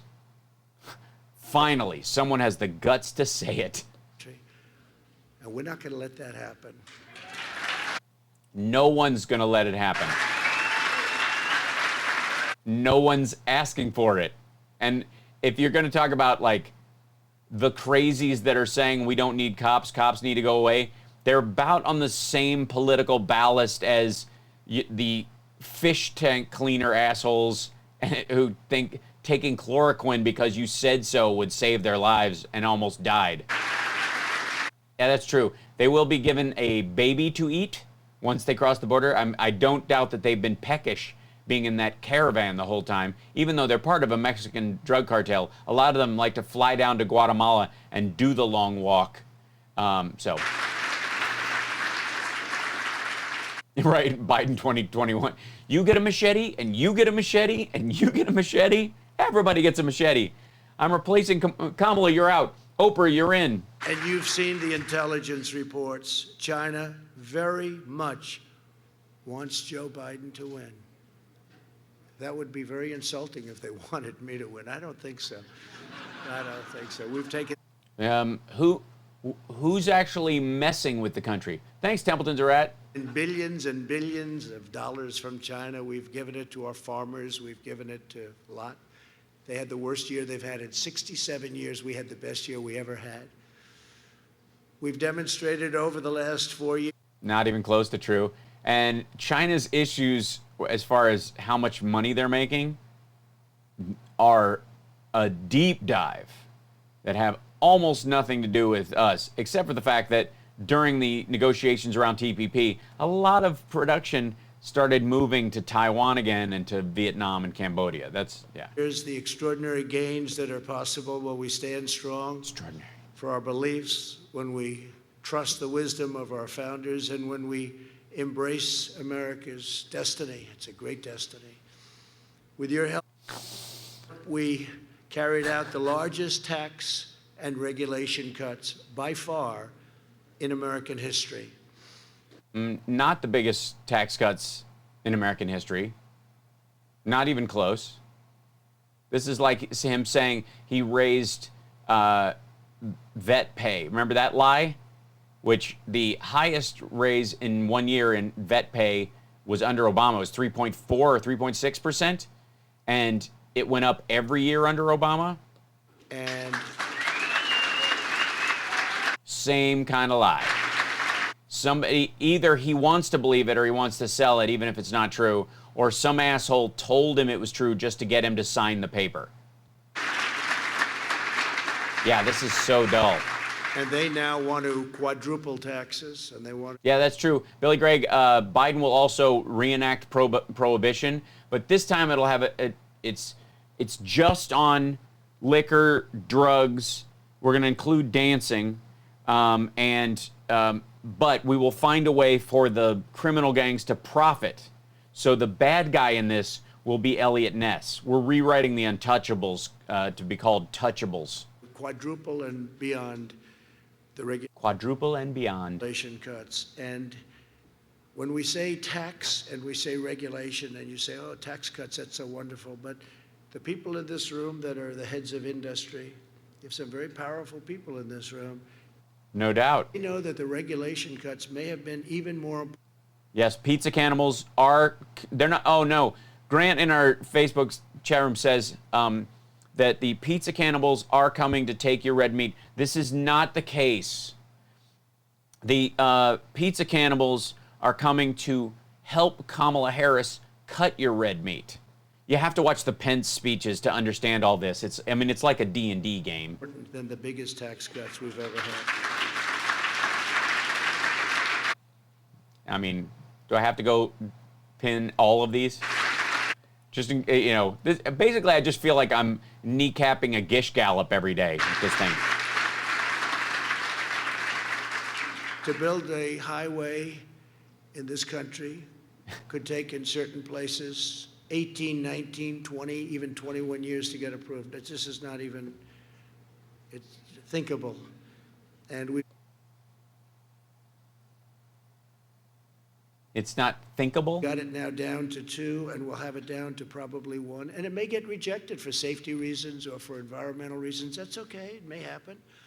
But we have it down, we will soon have it down to 1 year from as much as 21 years. We have cases. Then fund the environmental impact studies that let people decide whether or not you should put a highway through there. Okay, the reason it takes 10 years to decide if you're going to add an entire stretch of new highway is because if there's already a highway there, they've done all the work. So if there's something shifting about it or they find a faster route, they've also got to look at the environmental impact of putting the roads through there, all the cars going through there, the impact that it has over time, whether you're going to have gas stations and all kinds of shit like that. They have to do, and it takes time, I don't know, kind of like a vaccine. You want to know if it actually works before you start using it.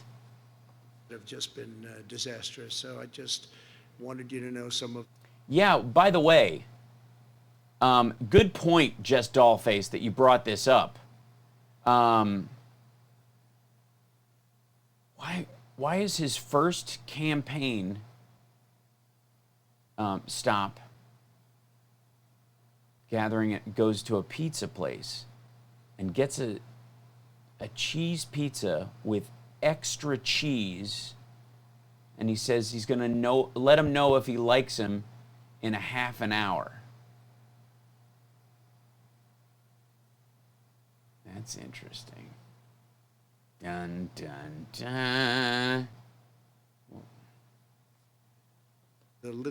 I creeped myself out with that one. Details, but that's what we're working on. We'll have it down to 1 year to build a highway. You can do it all in 1 year. You can't build a highway in a year. You mean clear it or reject it in a year, which means you're not doing environmental impact studies. You're not doing economic impact studies on the towns that are going to be dried up. Go watch the movie Cars. It's about a town destroyed by a highway that shifted. You upend entire communities and change the structure of the country. And it's a balancing act. It doesn't have to take 21 years and cost 100 times more. Literally, I've seen 100 times more. We eliminated Obamacare's unfair individual mandate penalty, which is really the elimination of Obamacare. No, it isn't. Yeah, this is RNC Trump. Like, think about the speech. Everybody's like, Biden gave the speech of his life last night, and Trump's like, I got to get out there on the stump. Let me do this. And to give to critically ill patients access to life-saving drugs, we passed a thing called, and hopefully nobody in this room will need it, but if you do, it's right to try. We have the greatest medicines, the greatest doctors and labs in the world. And we have things that won't be approved by the FDA for a little while, although I've cut that time now down in half. It used to be 12 years. Now we've cut. Yeah. It's kind of important to see if shit works long term. Now stuff, if the efficacy wears off or it causes cancer within the first 8 years, nobody will be able to trace it back. Down in more than half. And you see that with the vaccines, you see it with the therapeutics. But right to try, where we have the right to now go in and use some of these very promising drugs, and the response has been unbelievable. What's happened and the lives saved have been really incredible. People used to leave for Asia, they used to leave for Europe, they used to leave for other places all over the world, or they'd go home and die. This is the America before Trump became president. Home and die. If they had no money, they'd go home and die, which is most people. Now they... Most people have no money, so they just go home and die. Maybe you guys in the audience don't know this because you're all rich and powerful. A very short, simple document, and they have the right to try, and it's given them hope. And we have the right, or as you guys who have a lot of money in pharmaceuticals, the right to guinea pig. In many cases, it's given their life back. So it's been a great thing. And when it doesn't, we check it off on a list and go, oh, okay, that killed it. What's the percentage of people it kills? Basically, these are just free human trials. This is sweet. These are things that nobody talks about, but it's... This is darker than the DNC. Hold your tongue. Nothing is darker. I think it's just because of the blue filter on this. They are going to increasingly bizarre lengths to keep him from looking orange, and it doesn't work. He looks like a melted caramel. Oh, look, there's the real color. Look, somebody flipped the switch. Look at that. They've been trying to get that approved, by the way. What the hell? Good God. Did you guys see that? Hold on. Back this up. Somebody realized that Fox News had, like, what's the blue hue going on at Fox Business? And like, oh, dude, you forgot to flip the holy shit, look how orange he is switch. They've been trying to get that approved, by the way. Not as easy as it sounds. Christ almighty. It's complicated because you have the insurance companies and the doctors and the hospitals and the country. And the families and the patients. Itself doesn't want to get sued.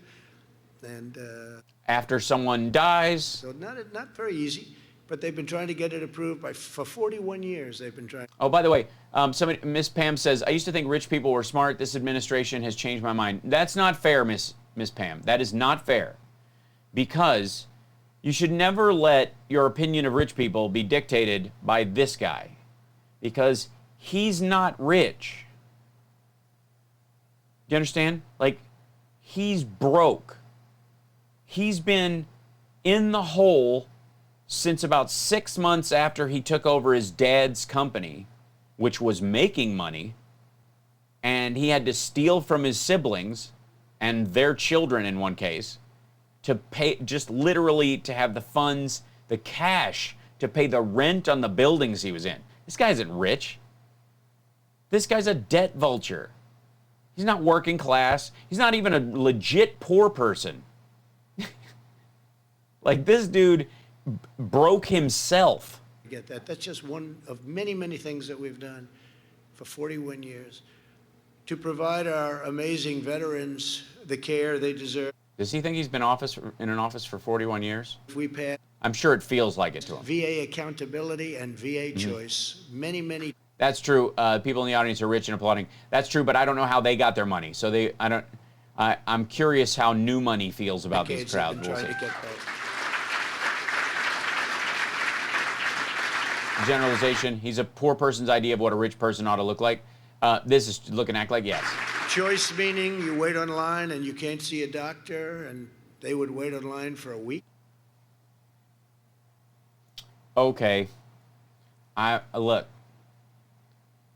He must think that the rest of us just have lost interest.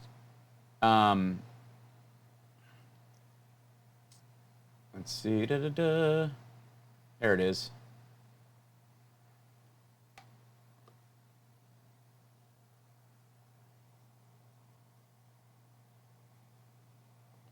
Or 2 weeks or 5 weeks. Sometimes they'd be ill and they'd end up being terminally ill by the time they saw the doctor.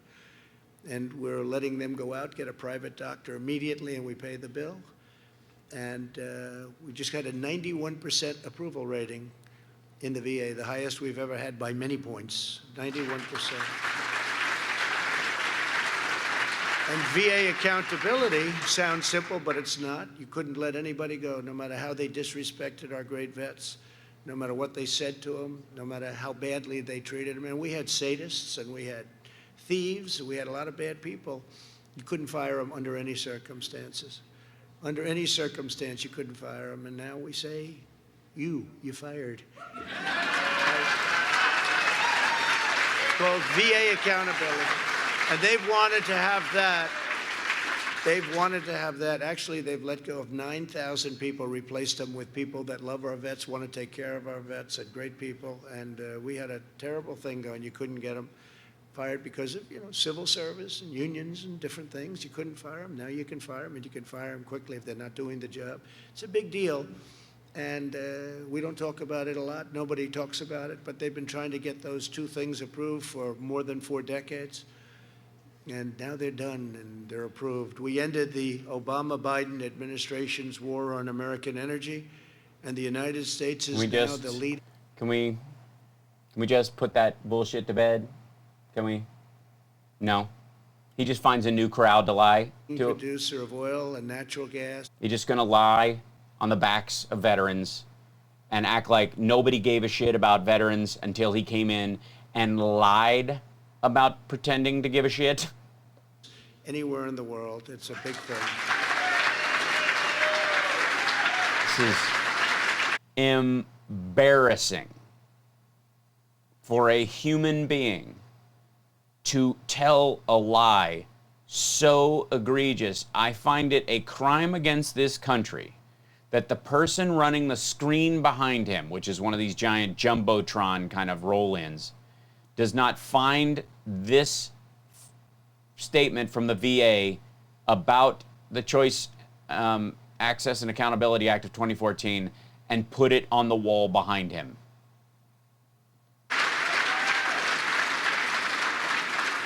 And remember this, if you look... You lied to me! What they're doing, Biden, he wants to end fracking, end petroleum products, end petroleum...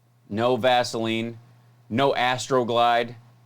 I mean, you should see the panic in Mike Pence's face. No natural gas, no nothing, end everything. And everything. I mean, it must be so easy to write the Democratic platform. That's it. How does that work in Texas? How does that work? I live abroad and I can tell you firsthand people think he's crazy. He is. In Pennsylvania? I was in Pennsylvania. Do not take away my Astroglide. I wouldn't dare to. It's Biden who wants to do it. He's going to take away all our petroleum products, and then what? Then what? Moon River. Whew. Thank you, Doc. You ever serve time? Yesterday. A place that he said he was born in, which is true, but he left. Really? We're going to go with he abandoned Scranton? This is... He was like 9 years old. So he left a long time ago. He left 7 decades ago. And he still calls it his home. And his real home is a place he never leaves anymore. He just...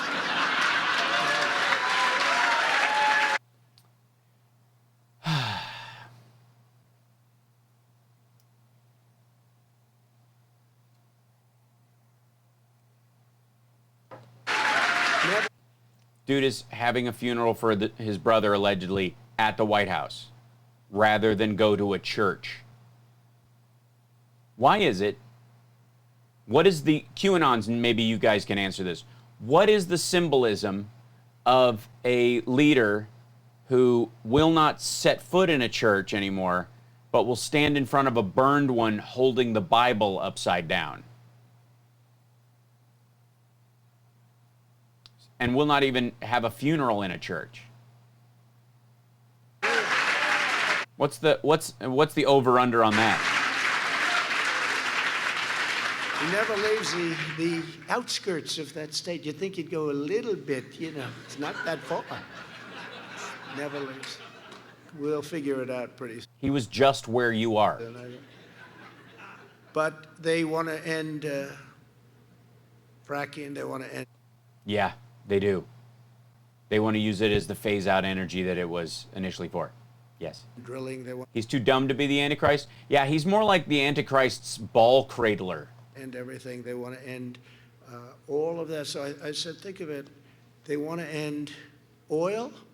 Mm-hmm. They want to end, and this is the way it is, guns. They want to take away Second Amendment, right? How are you going to oil your guns? Oh, you won't have any guns. Never mind. How about that? That alone should win you the election, right? That alone. Only if a vast majority of the country is dumb enough to believe it. You're running against the guy who told most Americans to buy a shotgun for home defense. Do you understand what I'm saying? I mean, it's one thing to be like, oh, guns we have to watch out for. You know, he passed the assault weapons ban. That was part of Biden's history. But he also told everyone, buy a shotgun. Buy a shotgun. Do you think if it was Trump saying that, he would only say that because he was going to end the Second Amendment in his second term, and he planned on, he had stock in a company that reclaims shotguns. And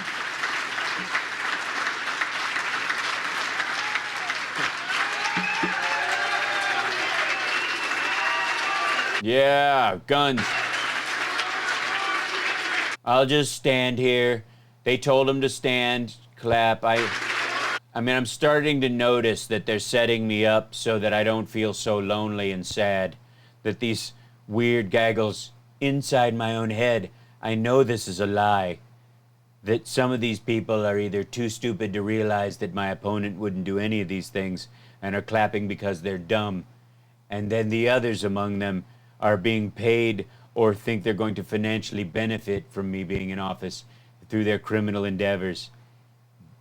But the pretty girl from the RNC who tells everybody to stand up like an applause lady from the old Jack Parr show makes me feel a little happy inside. I think I just fell asleep on my feet.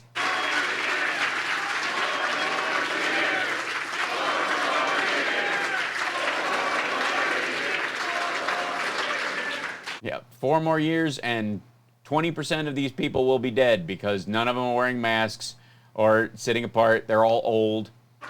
And I protected your Second Amendment. Do you think that was easy for the last 4 years? Everyone's... Yeah, it is. It's not hard.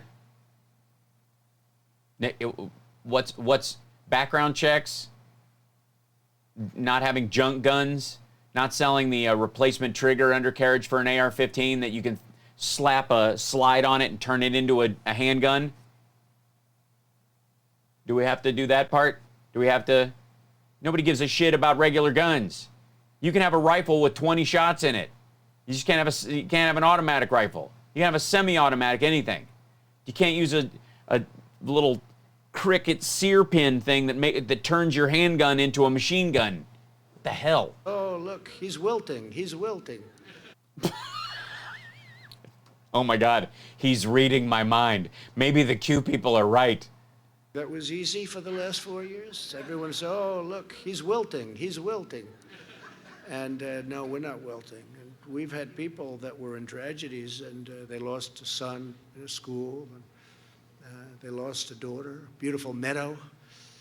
And that gentleman's been a friend of mine. He knows exactly who I'm talking about. Beautiful meadow. They're totally in favor. They've actually gotten hard line on Second Amendment. It's not one way.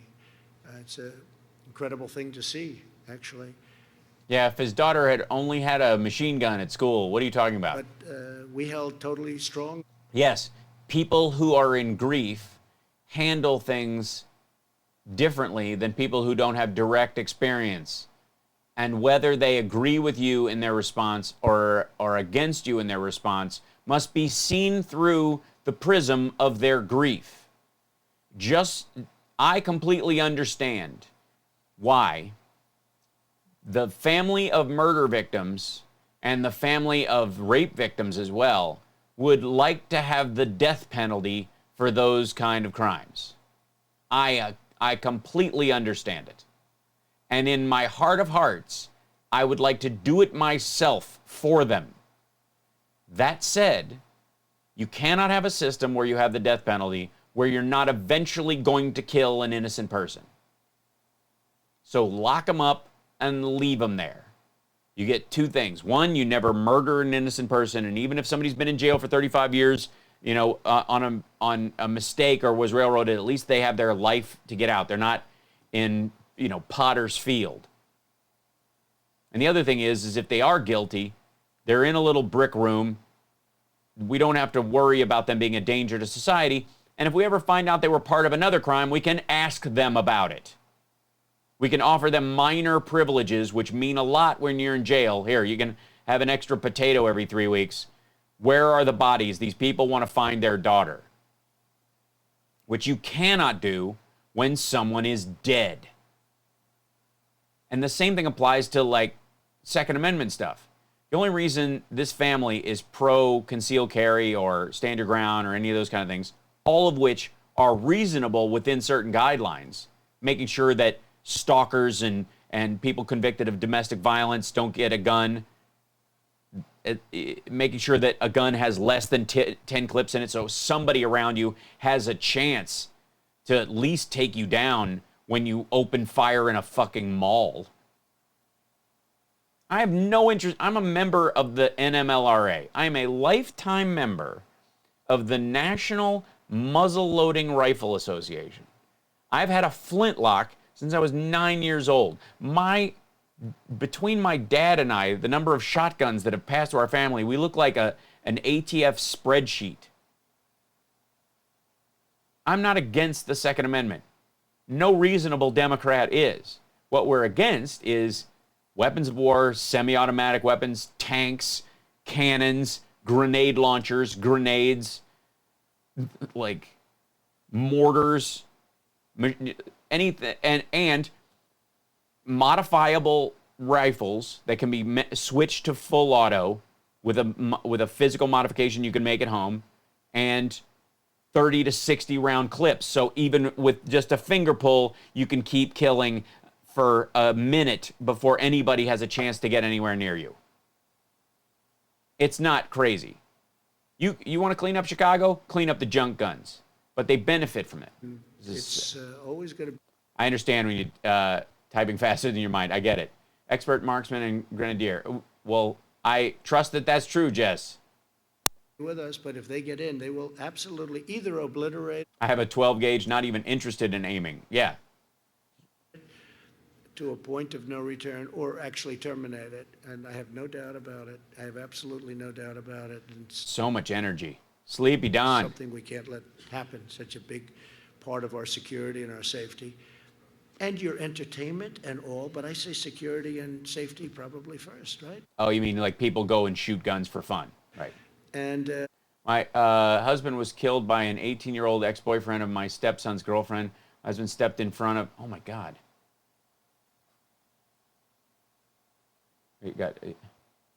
My husband stepped in front of his son, saved his son's life. I want the kid to suffer life in prison. Yeah, I mean, and also, if you have the death penalty, there is a chance that somebody else charged with a crime will get the death penalty who didn't do it. So yes, you get your dead person who very well may deserve to die on a moral level, depending on where your moral structure is. I don't have a problem on an individual level. Some people got to go. But I'm not going to outsource it for fear that it can be misused. God, it's an attack on God, it's an attack on religion. Did you see the man that got up and sang a very, very special phrase from a very, very special thing? And he left the word God out. And I was watching and I said, oh, he must have made a mistake. I didn't think that he left it out. I thought maybe he, that can happen. Maybe he made a mistake. Yeah, you leave words out all the time. What? He didn't make a mistake. That's where they're coming from. He left the word God out, and that's where they're coming from. I withdrew from the... What are you talking about? Was there a DNC singer who sang... Right? And God... The death penalty needs to be outlawed, in my opinion, because it is definitely misused too often. I agree. Right. It's an attack on God. It doesn't matter about its frequency. If it can be at all, it is depraved indifference. It's a crime to recognize that you could kill someone and do nothing about stopping it. It's an attack on religion. Did you see the man that got up and sang a very, very special phrase from a very, very special thing? And he left the word God out. And I was watching and I said, oh, he must have made a mistake. I didn't think that he left it out. I thought maybe he, that can happen. Maybe he made a mistake. He didn't make a mistake. That's where they're coming from. He left. They just want to leave God out of Onward Christian Soldiers. They want to sing they're going to take God out of hymns. What was, I mean, he doesn't even know what it is. What was the very, very special thing? I watched every night. That never happened. Right. Does anybody know what he's talking about? I have no idea. That's just ridiculous. It's debunked QAnon Breitbart BS. Well, that doesn't surprise me. Word God out. And that's where they're coming from. I withdrew. Pence was shitting his pants this morning trying to say Biden would not have closed to China back in March, but Biden wasn't. President Trump is. Yeah, well. From the one-sided parrot, if you see it, the Paris climate. Oh, he said Paris Accord. We almost had another Karen Pence moment. We're honored to have with us today our amazing Vice President Mike Pence and his wonderful wife Karen. The Paris climate disaster. This was a way of fucking. We entered into some kind of an agreement to make parrots with the French. Paris climate disaster. They're coming from. I withdrew from the one-sided parrot. If you really think about it, it's the Paris Accord. If you really think this is him. Okay, he does this all the time. He screws up a word, and then he goes back and tries to make it the word he meant to say. But this one was too big. Look at the slice of psychology in this moment. Look at the slice of his brain in this moment. How do I make it? Really is the Paris Accord if you think about it. Turn your screw up into is there a page in Art of the Deal where he talks about if you screw up a speech, pretend you meant to say it. He left the word God out, and that's where they're coming from. I withdrew from the one-sided parrot. If you see it, the Paris climate. I call it the Paris climate disaster. This was a way of. I call it, everybody was like, oh shit, he said parrot. This was a way of. Chat demanding you hydrate after your trail mix. I'm out of, I have to go get water. Hold on, you know what? Trump, you take a nap. Let me see if I have water right outside. You guys, I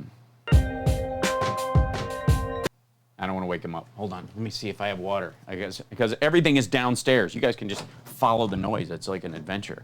I will go downstairs and get a bottle of water. I don't know if my mic's even dropping out. It's hard to even tell. I'm gonna get. You know what? Since you guys care so much, I'm getting a giant glass of water. I don't know if you guys can hear this. That's ice. And then here comes the water. Now, I don't know why. Oh my God.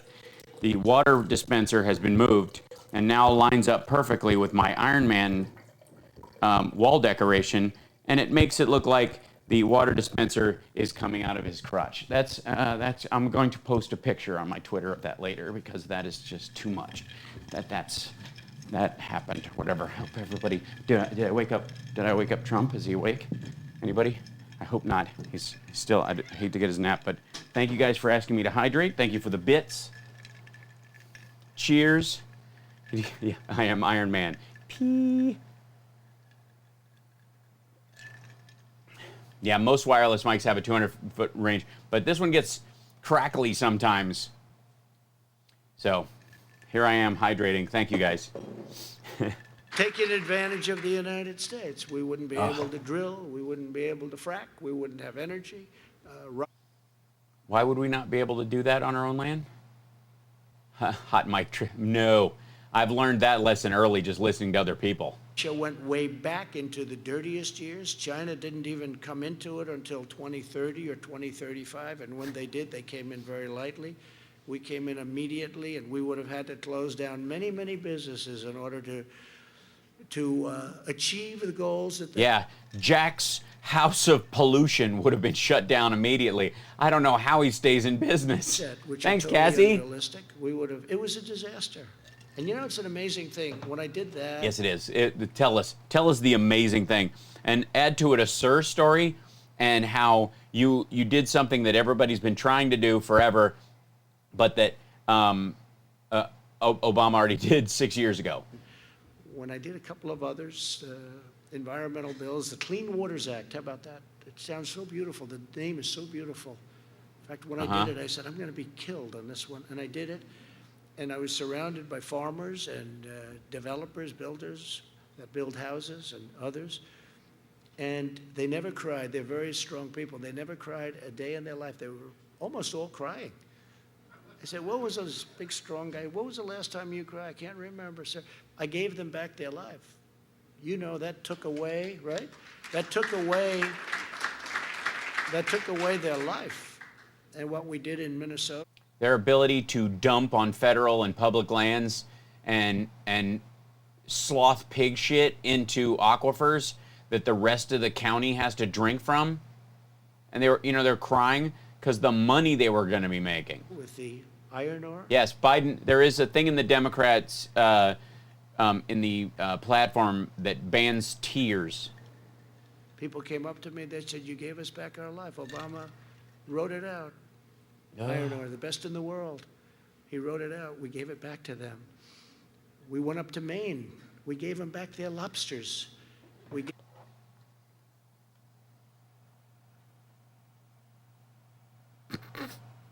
Jesus Christ. Where were you keeping them? Give them back their fishing. You mean the big ag businesses and the big fishing companies? 5,000 square miles. Think of what that is. Take 1 mile, mile by mile, and now you add. Add 4,999 more. What? Think of what that is. Take 1 mile, mile by mile, right? And now you add 5,000. As big as the ocean is, that was a big chunk right off the coast of Maine. Their whole thing is like lobsters and fishing, and nobody does it better.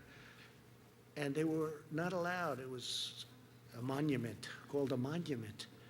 I said, a monument to what? I said to the prevention of overfishing, so that their industry is not completely gutted. Okay, can we talk for a moment about economic terrorism?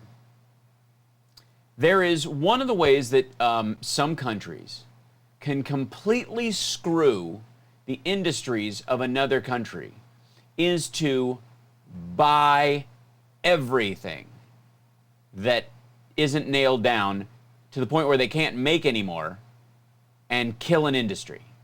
You can't do that with anything you produce. You can't do it with manufacturing. You can't do it with cars. But you can do it with energy, in some cases where it's limited. And you can absolutely do it with livestock and fish. Specifically, fish are the ones where the Chinese and the Russians and other countries buy up giant food stocks because, I mean, there's 1.3 million gullets in China. So all they would have to do to put the entire Maine lobster industry out of business for the foreseeable future is basically create overfishing by demand for a time. And since they make their own money, it's not based on anything, they can just do it. So China decides in a moment, okay. No, I'll be, thanks. Love you.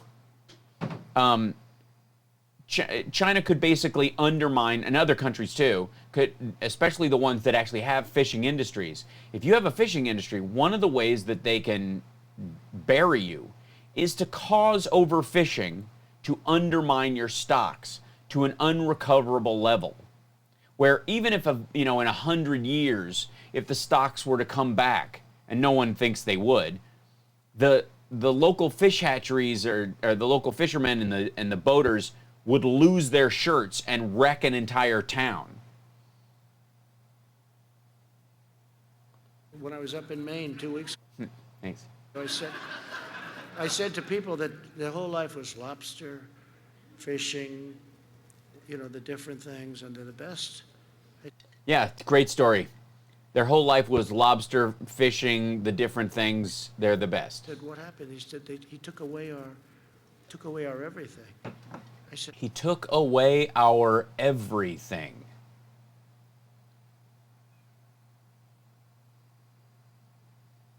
Who are you talking to? Because I'm going to guess it's one of the big multinational fish packaging companies.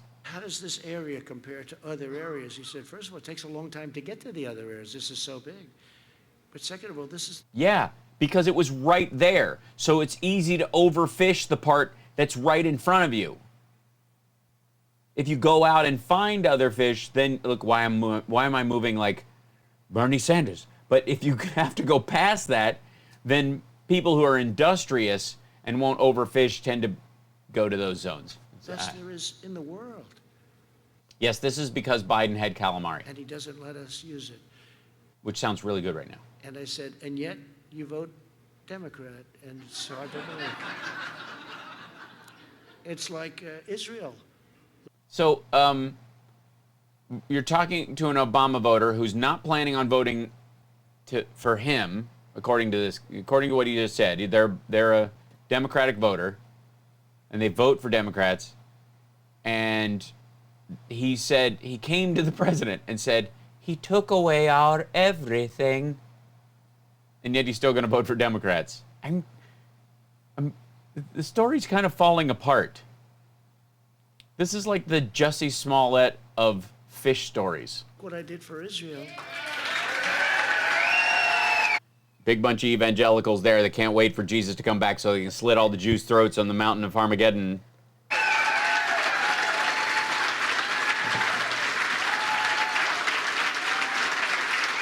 Apparently, the Council for National Policy has very distinct plans for Israel.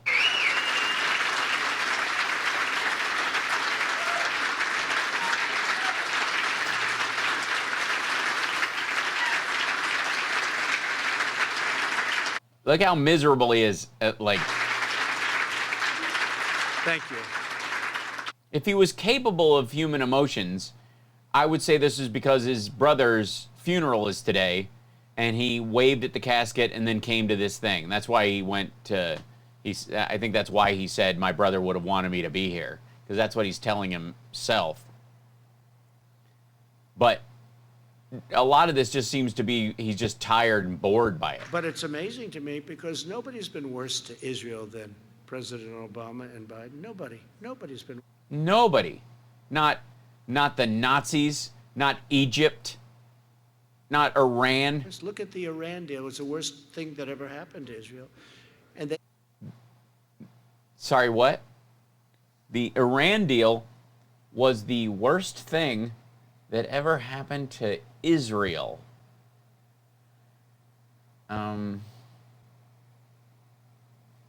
You do realize they're bombed almost constantly, right? Never moved the embassy to Jerusalem, thereby making Jerusalem the capital of Israel, which I did, and neither did any other president. And I understand why. They because war? campaign on it. Every president said they were going to do it. No they didn't. president did it until I came along. And the pressure, and I will tell you, the pressure from other parts of the world was enormous. And I've told the story a few times where I just turned off my phone, and when the king calls, and this one calls, and that one calls, we're calling about Israel. I say, tell him I'll get back in a couple of days. I'll get back in a couple of days. I'll be in next week. Kings and queens and prime ministers, presidents and dictators, everybody was calling, don't do it, don't do it. Yeah, because of all the dead. And they're like, and his leadership skill is turn off your phone and ignore them. There'll be bloodshed all over the Middle East. Look what we just did, right? With the United Arab Emirates and Israel. Sorry, was the UAE at war with Russia? I mean, with Israel? And now others will. Freudian slip. And we couldn't have. I'm still trying to gather. Does he know what Israel did to Lebanon 16 years ago? He doesn't care. Done that if we had the deal with Iran, but they said, don't do it with Israel. Don't do it. Yeah, you could have. UAE normalization isn't that weird. That's an industrial country. And I didn't take the It's basically a giant Cayman Islands. call, and I did it. Had a ceremony. It was fine. Nothing happened. Remember, the world was going to blow up. This will be the end of the world. So I held my breath and I did it. And you know what happened? Nothing. Except we did something that should have been done many, many decades ago. And every president violated their promise, their campaign promise, except me. And I did it. And by the way, I added in. By the way, and it only cost us 206,000 dead Americans while you ignored reality. Golan Heights. That was a big one, too, by itself. And I did it, and you know, it's incredible. I'd then call up these heads of state, many of whom are friends of mine. I get along. Actually, you don't hear this from the fake news back there. There's a lot of press. A lot of press. But, you know, you don't hear this from the people back there. But I actually have very good relationships with Dictators and killers and people who shoot their citizens in the street. leaders, with many of them. And some of them just take too much advantage of our country, including some of our so-called allies. You know, some of them are the worst for taking advantage of us. This asshole just said, to, like, the public, the fake news will tell you that I don't have a lot of good relationships with you. Some of these people are assholes, though. The people you supposedly allies. But you don't hear that. Then, so what I did is I called some of the leaders the following week. Hi, how you doing? What's up? Oh, we wanted to talk to you about Israel, but you already did it. I said, oh, I wish I got to you a little bit sooner. Such a cute story. It's like for the Trump children's book about why there are more dead. But that's easier. That's easier than having somebody asking you over and over, please don't do it. But I could see there was a lot of pressure. I never understood why it wasn't done. It wasn't done because there's tremendous pressure put on the President of the United States by many other countries, much more than you would think, and different countries than you would even think. Countries that you wouldn't think even cared about it were calling, asking not to do it. Yeah, Cambodia was up his ass about it, you know. You wouldn't believe that, like, Belarus was like, seriously, this is about Israel. So we did it. This is a man who doesn't know that some of the countries calling him are in the Middle East. It's been really quite... That's why he's like, these countries, why would they even do it? Like, sir, it's right next to it on the map. Oh. Historic, I guess, and I could run in Israel, and I think they said probably a 98% approval rating in Israel. Please do. So it's been good. You could run. I know you could run on a Charlottesville ticket, you know, and say that there were a bunch of those dudes with the torches saying Jews will not replace us. That there were very fine people in that crowd that just, you know, were dismissed. And you know who appreciates it the most are the evangelical Christians. Uh-huh. They appreciate it. Because they're trying to bring about the end times? What did I tell you about the crowd? So it's been quite a that has been just by itself. That's one thing out of many, many things, but that's been quite an interesting journey. Great story. I felt. Did you guys get it? Should we go back and listen to it again? Did anybody miss anything about the whole? He just didn't return the phone calls. Super interesting. But we also took historic action to stand up to China's trade cheating and plundering. You know that. We had the best year we ever had, and they've had the worst year they've had in 67 years. I was over there last year and the year before. Why? And I don't want them to have bad years, but There's been nobody that has ripped off the United States like China for so many years. Hell, Yes, which is why I marched right over to the chairman of the board of Walmart and said, what the shit is with you buying almost our entire trade deficit worth of goods from China presidents before and putting these small town businesses out of work? me allowed that to happen, and especially the one just before me. And Joe Biden, with his son walking out with $1.5 billion to manage, meaning millions of dollars a year in fees. Yeah, do you know how jealous he is right now? Seriously. Is a disgrace. Okay. It's so, look how jealous. He's so pissed. His kids could never, even Ivanka, could never manage a deal even anywhere close to this. That's what this is about. Yeah. The disgrace. Why are all my country clubs in the red? And then the Why do I have to keep them afloat with taxpayer money? vast sums of money he was paid by Ukrainian company that didn't have the highest standing, to put it mildly. Yeah, and it does now. Weird. Gee, it's almost like saying a cop that was assigned to a beat and was successful in lowering crime rates went to is from a bad neighborhood that didn't have the best reputation. But the vast sums of money, if that ever happened to a Republican, they would have been in jail a long time ago. No.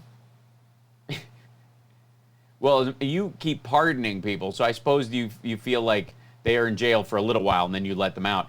But it's not that that Republicans he means his family and the people around him and the whatever.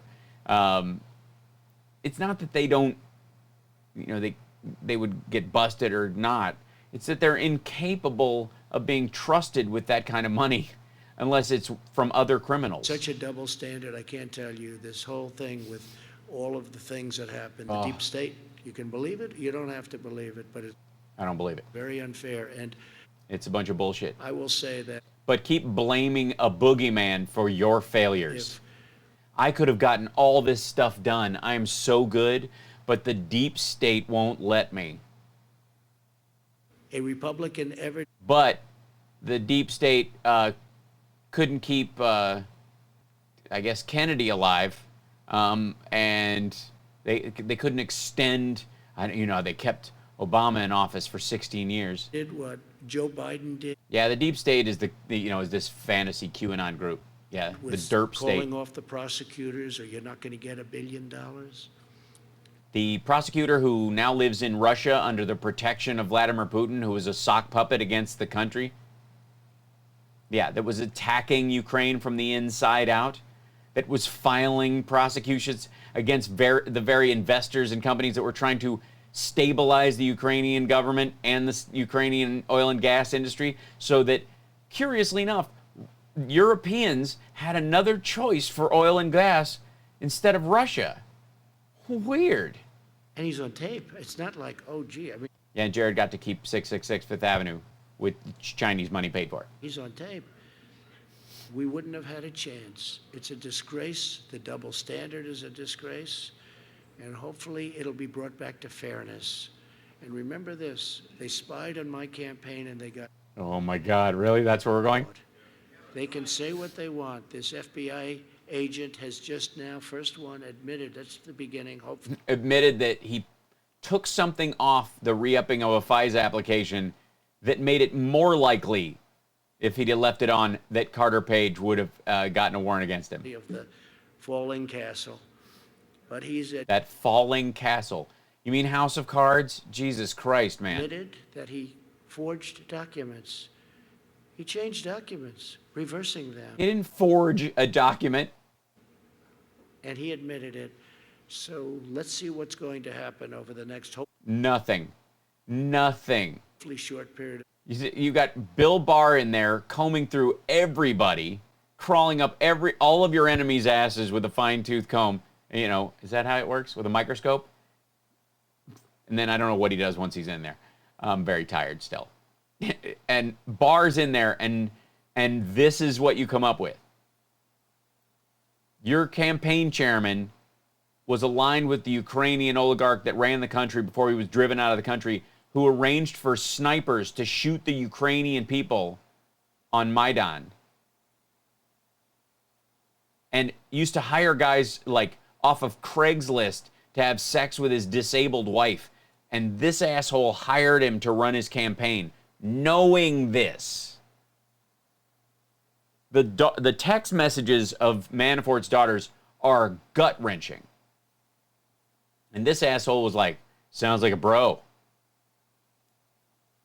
And that was just like the first opening salvo. That 996-page document that came out, if we weren't in the middle of conventions and all this kind of stuff, if this was a year ago that document came out when it was supposed to, he probably would have ended up getting impeached in the Senate. Because hey, Francie, thank you. That we've had to wait so long. That was so obvious for a long time. And it should never be allowed to happen to another president again, that I can tell you. Yeah, I agree.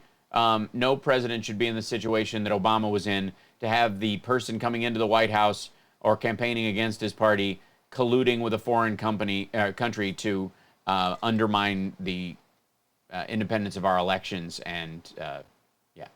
And that's for the good of the country, not for me, for the good of the country. It's not for me. It's not for the... By the way, I have to have another meeting with Putin before we had the election. I need to talk to him in person. I don't trust the phones right now.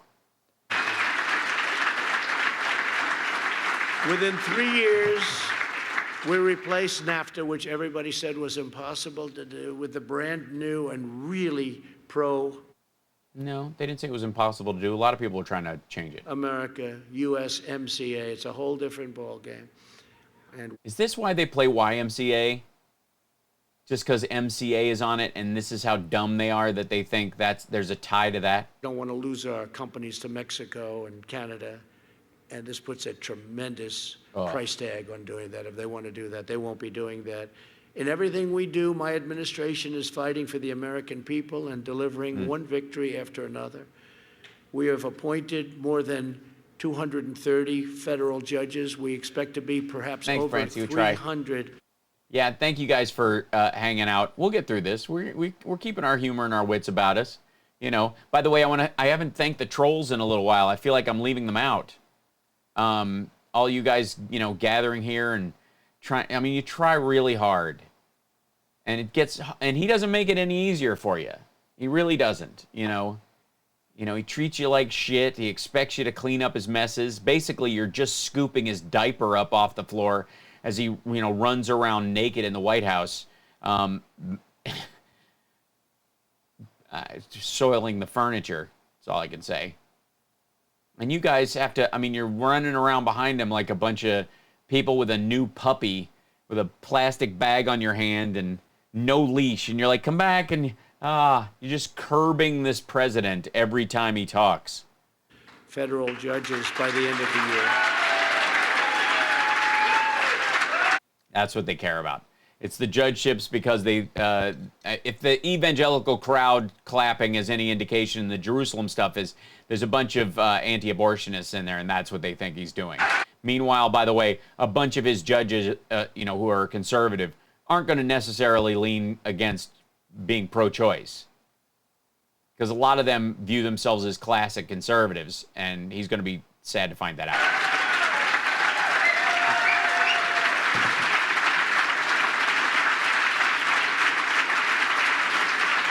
He just, look how dull this is. Oh my God. Thanks, Cassie. Thank you, Mommy Kirsten. And I can tell you it's driving them. Everybody gets Robert Reynolds, is there participation? God, I can't even speak. Participation, if you really think about it. Anticipation.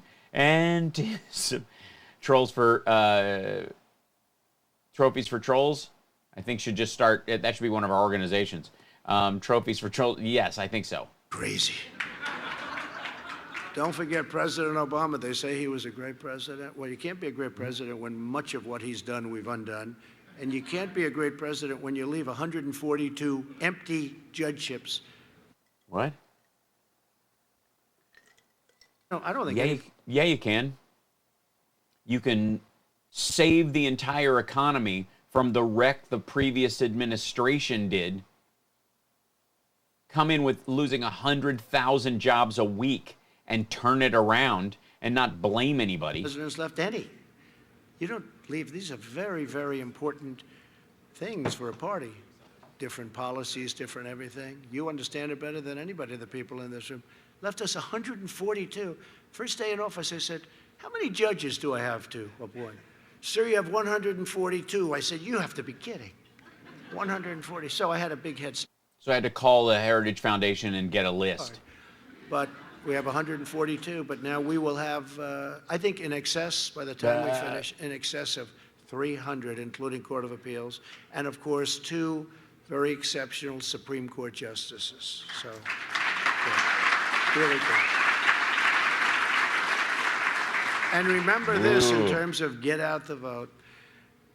The next president. Yeah, okay. We're moving to the next thing. Okay. I think could have anywhere from 2 to 4 to maybe even 5, just based on statistics. Statistically, Supreme Court justices to pick. Think of that. I've had 2. Some presidents have had none, because you generally pick them young and they last a long time, right?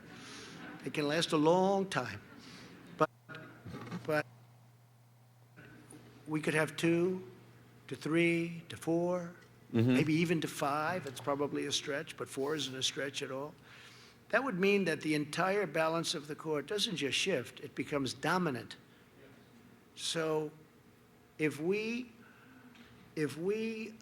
Yeah, listen. don't win, Bye, Cassie. which we don't want to think about, we have to think positively. And the polls today, Rasmussen, 51%, and they were the ones that got it right last time, them and a few others.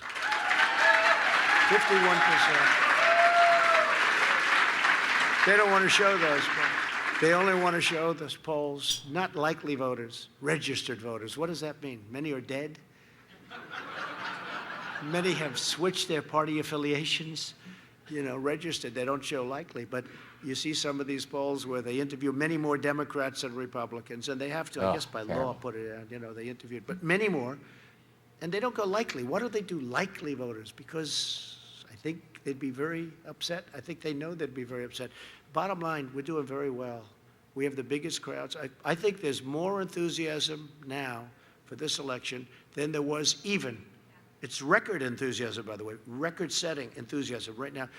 It's more now. Really? Do they have a boat tracker? We had even 4 years ago. Does that make sense?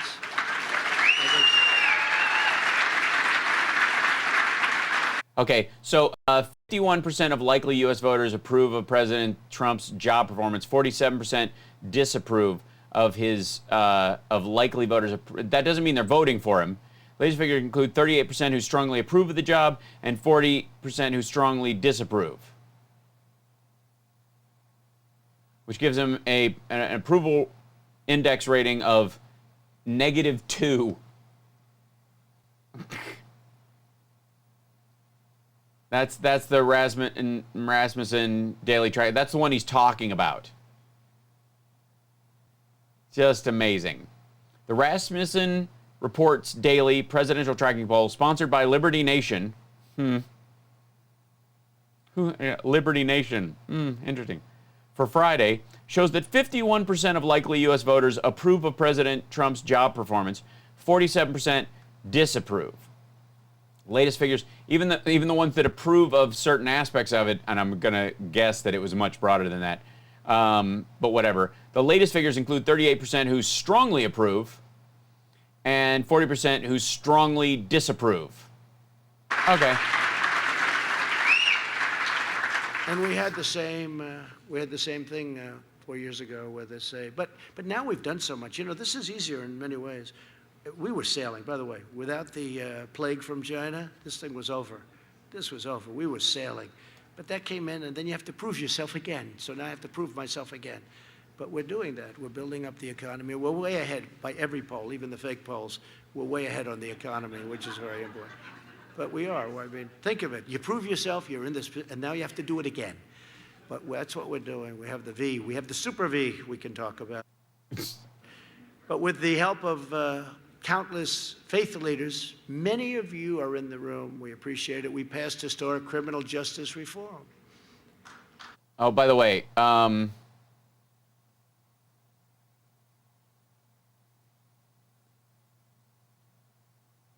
okay. So, according to LibertyNation.com, who did the polling that they're referencing, the Liberty Nation's election countdown, 73 days to go, according to their website.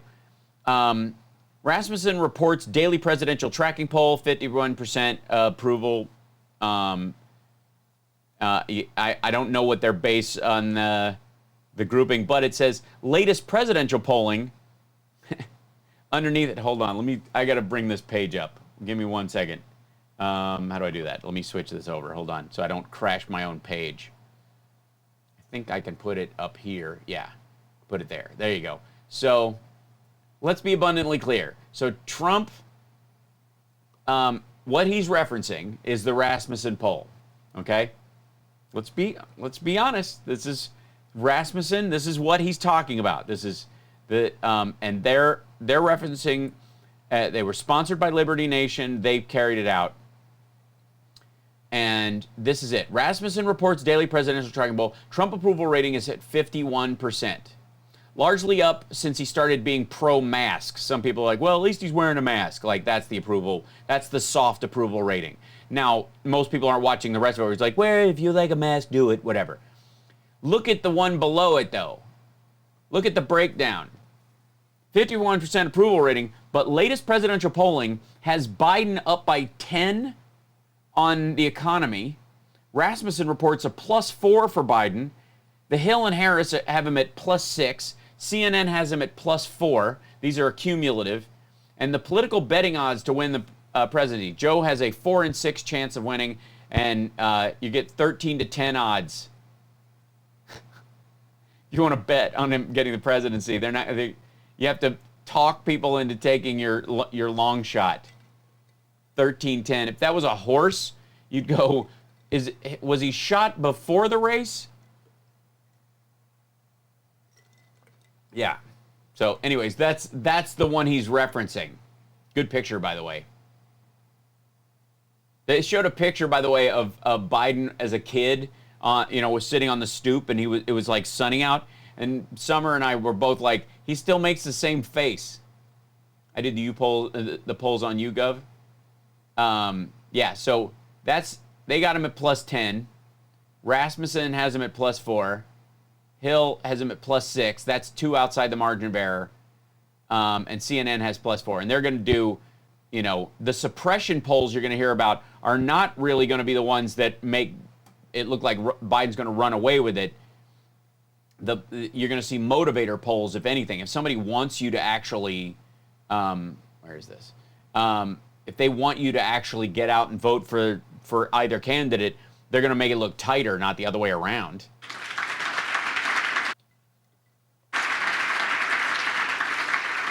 And nobody's done more for the black community,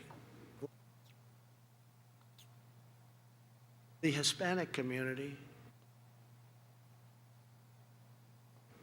than we have. Nobody. I guess maybe. Milton, yes, I am still straight edge. I do not drink and I do not do drugs. Lincoln, questionable. Abraham Lincoln. But nobody has, I don't think anybody, with the possible exception of Abraham Lincoln, but nobody's done more.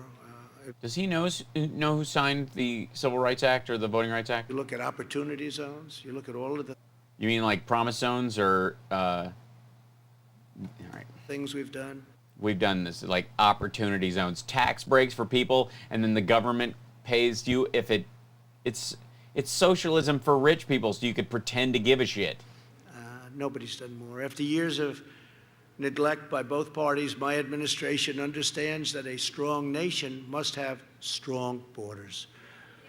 Wait, didn't we already cover this? Did he just really? I definitely need a record scratch sound effect. I think I have one.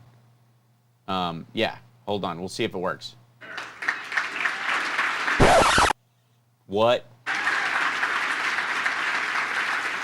By next week, we will have gone up to over, as I say, 300 miles. That's hard to believe, and that was tough. They didn't want it. Do you notice now that we're building it, you don't hear about it anymore? They don't want to talk about it anymore, and it's a bad issue for the Democrats because everyone knows that.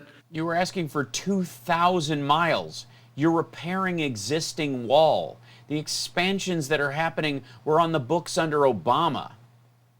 And the choice you made for the wall to make up that structure kept blowing over. Walls work. You know, it's interesting. Oh my God, we're going wheels and walls again. Son of a bitch. No matter with all the technology and all the changes you see, you don't recognize a computer from 5 years ago. It's not even recognizable. Two things don't change, right? Walls and wheels. Okay, the wheel used to be made of stone. Now NASA has one made out of mesh. They have tires that run flat.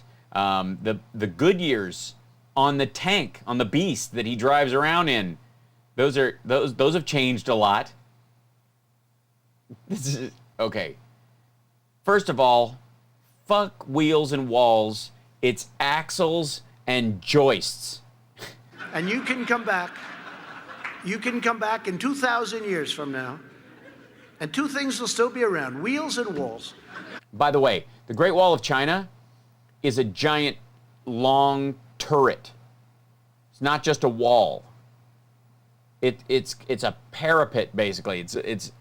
It's got almost a road, which is basically what it is. By the way, large portions of the Great Wall of China are actually, was a highway system. Remember when they were saying the wall doesn't do anything? They wanted to have a drone flying around, flying around enjoying, so you could watch everybody pour into our country.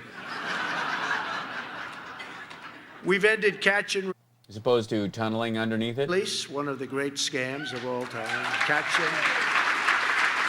We catch them and release them. That's your nickname for a real legal process. By the way, we caught Mike Flynn, Paul Manafort, Rick Gates, and Michael Cohen. Well, you're not going to release him, but we catch a bunch of people, and you keep releasing them. They should say catch and. They caught a drug kingpin in Georgia, and you let her go because Kim Kardashian asked you to. There are guys that killed for her who are still in jail. Why don't you let them out? Release into our country, because you catch them and then you release them, and you weren't allowed to bring them back. Now we bring them back. We absolutely bring them back. We've dismantled drug smuggling and human trafficking. These networks are horrible. Human trafficking in women, which has turned out, you think. Thank you, Joyce. By the way, thanks for the super chats. By the way, or the super hearts. Still saying the YouTube stuff. By the way, if you found us from being on YouTube, I appreciate you jumping over to Twitch or going to halsparks.live and helping the show in any way that you can. If you can't, hang out, enjoy yourself. But it's almost an ancient crime, but it's not. It's bigger now all over the world than it's ever been because of the computer, because of the internet. It's bigger now. Stupid internet, man. I blame Al Gore for human trafficking. Than ever before.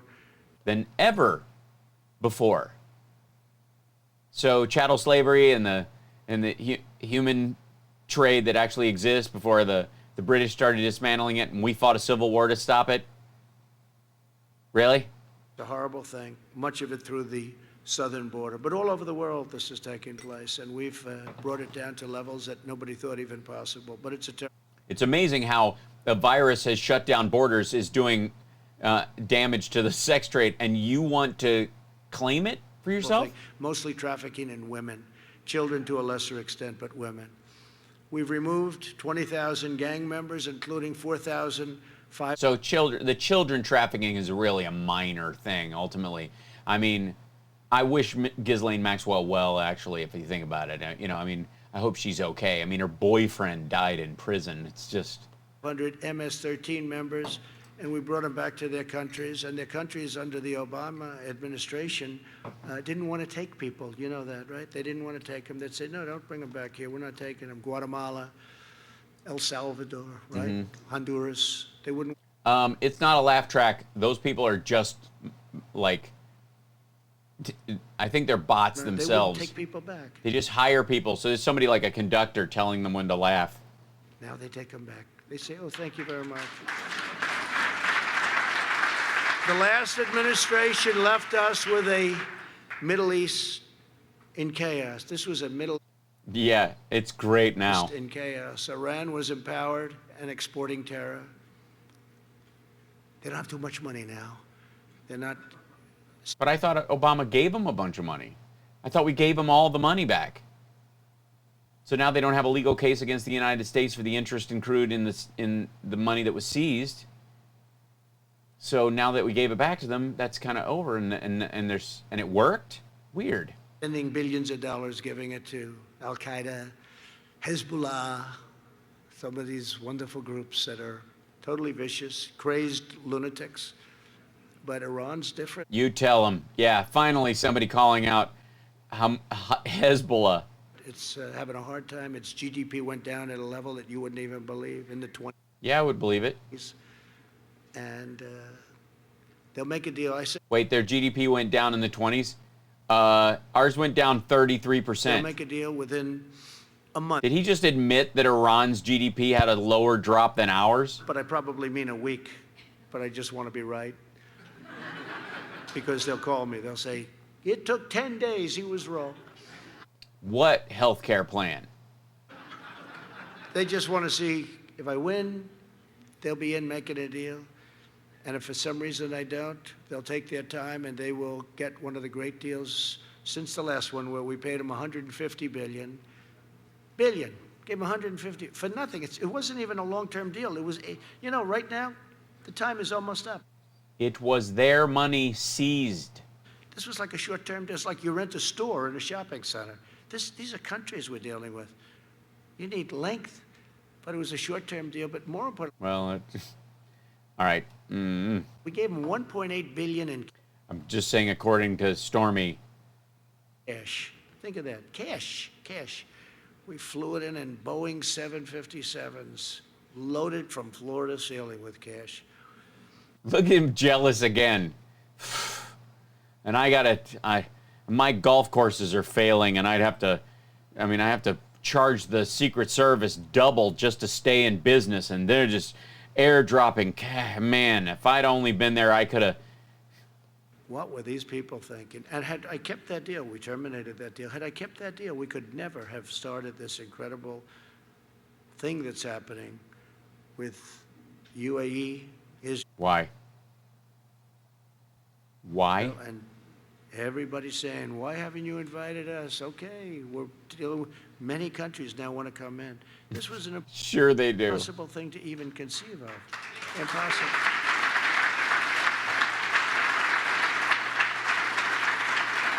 Even Tom Friedman at the New York Times gave us an A+. Can you believe it? He couldn't even believe it. I wouldn't say he's been a big fan. But the New York Times gave us the best editorial I've had. I can't even believe it. I'm surprised they did. I'm sure they've changed it by now. When somebody got in, they said, who wrote that editorial? They probably lost their job. But Tom Friedman actually wrote the editorial. It was very fair. It's true. He couldn't believe it. It's gotten great reviews from everybody. Wall Street Journal, Washington Post. Can you believe that one? Everybody gave it. And we couldn't have done that deal had we stayed in this horrible deal done by John Kerry, who just had no clue as to negotiation. He never got up. They would tell him, we want this, we want this, we want this, and he'd sit there, and he'd agree to everything. Sometimes Yeah, is that what happened? Is that how the deal worked? you have to get up and walk. He never got up and walked. Once he rode his bicycle, remembered he was in an accident. I promised. Do you 73 years old, I said, I'll never be riding a bicycle. He had the helmet, he had the names, the insignias all over. He had insignias like he was a 20-year-old great cyclist from France. Like he was in the Tour de France. That's the joke. So that delayed him about 2 months. They said he just got hurt in a bicycle accident. What? It's not a good accident when you're. So I promised I wouldn't do that. It's not a good accident when you're on a bicycle. It says the guy who can't ride a bicycle won't ride a bicycle. Is he just saying this because Biden just successfully rode a bicycle? Went for a ride? Do you want to bring up... Should you bring up bicycles when you're trying to tell people that Biden doesn't leave his house when he was just riding his bike? Might get hurt, but I'm not getting hurt riding a bicycle, I think. Yes, no one believes you're going to get hurt doing anything that actually requires activity. We pretty much expect you to fall down a ramp.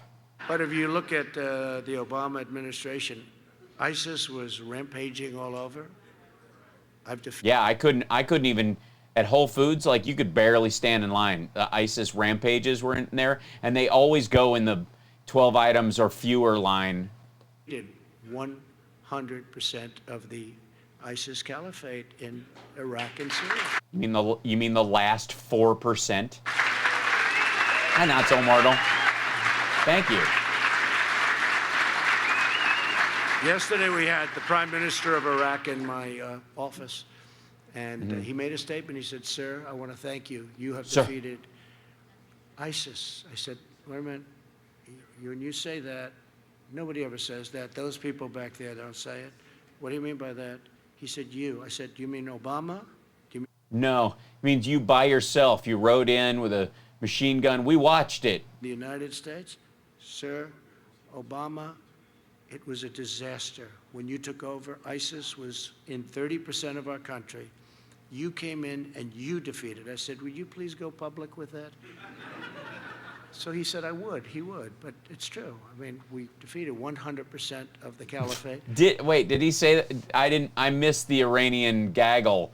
Did he just flat out say that Trump, not the United States, not Obama, not our military, but Trump by himself defeated it?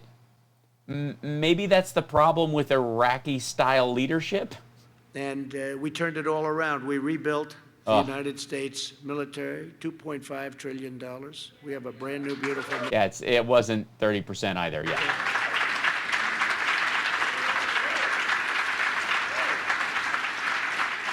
And as I said, with Israel, you know, we got out of the Iran nuclear deal, which was such a horrible thing for Israel. But I asked a friend of mine who's a big fan of Israel, I said, "So what was the best, Golan Heights, Jerusalem capital? What was more important of the two? Golan Heights, which they've been working on for 52 years." He said, "No, the greatest thing was hiring Alan Dershowitz to represent you in the impeachment trial and drawing attention to the fact that he got massages from a child at Jeffrey Epstein's house, but he says he left his underwear on." Recognition of Golan Heights for Israel, right? 52 years. Planes would fly in. They'd have summits every year or two. Planes would fly in. They'd talk, they'd keep talking. 2 days later, the planes would fly out. Then they'd meet 2 years later. 52 years they went through that. I got it done immediately. And I said, "Which is more important, Golan Heights or Jerusalem capital?" I said, "Neither." I said, "What do you mean, neither?" He said, "The most important is when you withdrew from that horrible and very dangerous Iran nuclear deal. That was the greatest thing you did for Israel." It's very interesting. And he was so pissed to find that out. Like, no, yeah, that allowed us to boogeyman Iran. I said I agree. I actually said I said I agree. We imposed the toughest ever U.S. sanction. I agree. You know, I listed 2 things that I think I did, and you mentioned a third that I think I did. In Iran. And this week we invoked the snapback provisions to restore virtually all of the previously suspended UN sanctions. We snapped it back. It's a good term. The founder and leader of ISIS. You mean like the Chinese hats you make for your MAGA friends? Al-Baghdadi is dead. We call it that. Still. And the world's top terrorist, probably half the mic go out? Yeah. Over 50 years, the top terrorist, Qasem Soleimani, is dead. He's gone. Yeah, they dropped out half the mic. He's been chasing the fact that it was Obama that got Osama bin Laden, and he just can't not, like, he's trying so hard to appear like he's getting one on the board. But the more success that we've achieved, the more unhinged the radical left has become. Anarchists and violent... I know I am. I've lost my my ever-loving mind. You should see me try to make a boiled egg. Mobs have rioted in our Democrat-run cities, attacking our police, and it's weird that the reports of the direct violence are coming more from the Boogaloo Boys and white nationalists who think they have your support. tearing down statues. And as you know, I signed a clause. I got an old bill, you know, when they used to do powerful things, when they knew what the hell they were doing. I took an old bill and I gave a nice, beautiful, brand new executive order. It says very easily, could you imagine getting this today? You rip down a statue, a federal statue. Yeah, that's the law. You go to jail, prison. They use the term prison. You go to prison for 10 years. Yeah, they went and looked at the law. He's like, I want to sign an executive order to throw people in jail for 10 minutes. Sir, there's already a law. Sir, there's already a law. Oh, can I re-sign the law? No. Let me, okay, we'll pretend. Stop. Oh, I'm going to live cover the RNC. I've got to figure out how to do it, because if it's, 3 hours long, I could be here all night. I might just have 24-hour Twitch sessions, gaming and watching the RNC at the same time. I use the term prison. It's a good term. Yeah, they use the term prison. Instead of jail, you mean? Do you not know the difference? And I remember there was a big march on Washington. They were coming in to knock a lot of statues down. Yeah, just like it was going to take them longer because it was a caravan, apparently from Guatemala, I think. They had to get most of their fake voters from there. And it was just, it's hell to, I love when giant things that we're planning, that were definitely coming, don't happen. They even had Thomas Jefferson planned. That was in their planning. No thanks. George Washington. They were even thinking about Lincoln. Lincoln did sort of a pretty good job, right? But they were talking about anybody. I don't even know if they knew what they were doing. They're just wild and out of control. But I signed this 10 years in prison if you knock down a statue. We have people right now in jail that are going. I'm going to sign an executive order that says that laws against murder are going to be completely, judges will have to sentence people for a long time for murder. And I don't know if you know this, but there were large groups of just hundreds of murderers who were all planning to attack a mall, thousands of them, and they heard that. To trial, by the way, and that was from. Yes, it's coming up on 3 hours. I'm gonna. I don't know how much longer this. He's doing this for an hour. It's the same friggin' ramble. You're still signing it. Yeah, you do not, for the record, get 10 years for defecating on Trump's Walk of Fame star. But if you remember, that was a big thing 2.5 months ago. Don't break it. I signed it 2.5 months ago. 2.5 months ago, I signed it. We haven't had a problem since. They say, we want to knock down that statue, but 10 years. Let's see, 10 years. That's a lot of time. Yeah, there's 9 people trying that shit, and they all went to jail because it was already the law. A lot of time. Which tells you. Which tells you that the vast majority of Americans don't participate in that kind of shit and are planning to vote. That, laws, if properly utilized, can stop all of this. Ooh, there's a hype train going on in Twitch. Lovely. And that's why we have to give our great police back their dignity and their. Oh, we're gonna go. We're gonna do a big chunk on. They want to defund the police. And Biden signed a thing that he wants to fire all the police and replace them with big gay hug patrols. But they won't hug regular Americans. They'll only hug murderers from MS-13. Hype train. I've been endorsed by almost every police organization in the country. We just got the other day, Pat Lynch, the head of New York City Police, endorsed me. First endorsement, he said, to the best of his knowledge, which is a lot of knowledge.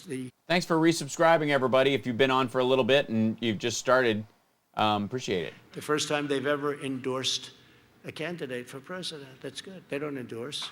The first time ever. All the sheriffs in Florida. Dan can tell you all of the law enforcement in Texas, right? all of the All of them. Every police officer in Texas is voting law Trump. enforcement in Texas stand, so it's good. And just about everywhere we have tremendous support. And you're always going to have bad apples, by the way. You got some bad apples, and you're going to have it probably in this room. We might have one or two, but you have bad apples. But these are great people. Can you smell them? Can you just walk around and go, I don't know. I don't know if you're bad, but I think you might be good to be used in a pie, but I wouldn't put slices of you on, a little honey and bread. That's, People that do a phenomenal job that actually are I do need sleep. You're right, Bean Toast. appreciated Thank by you. the public.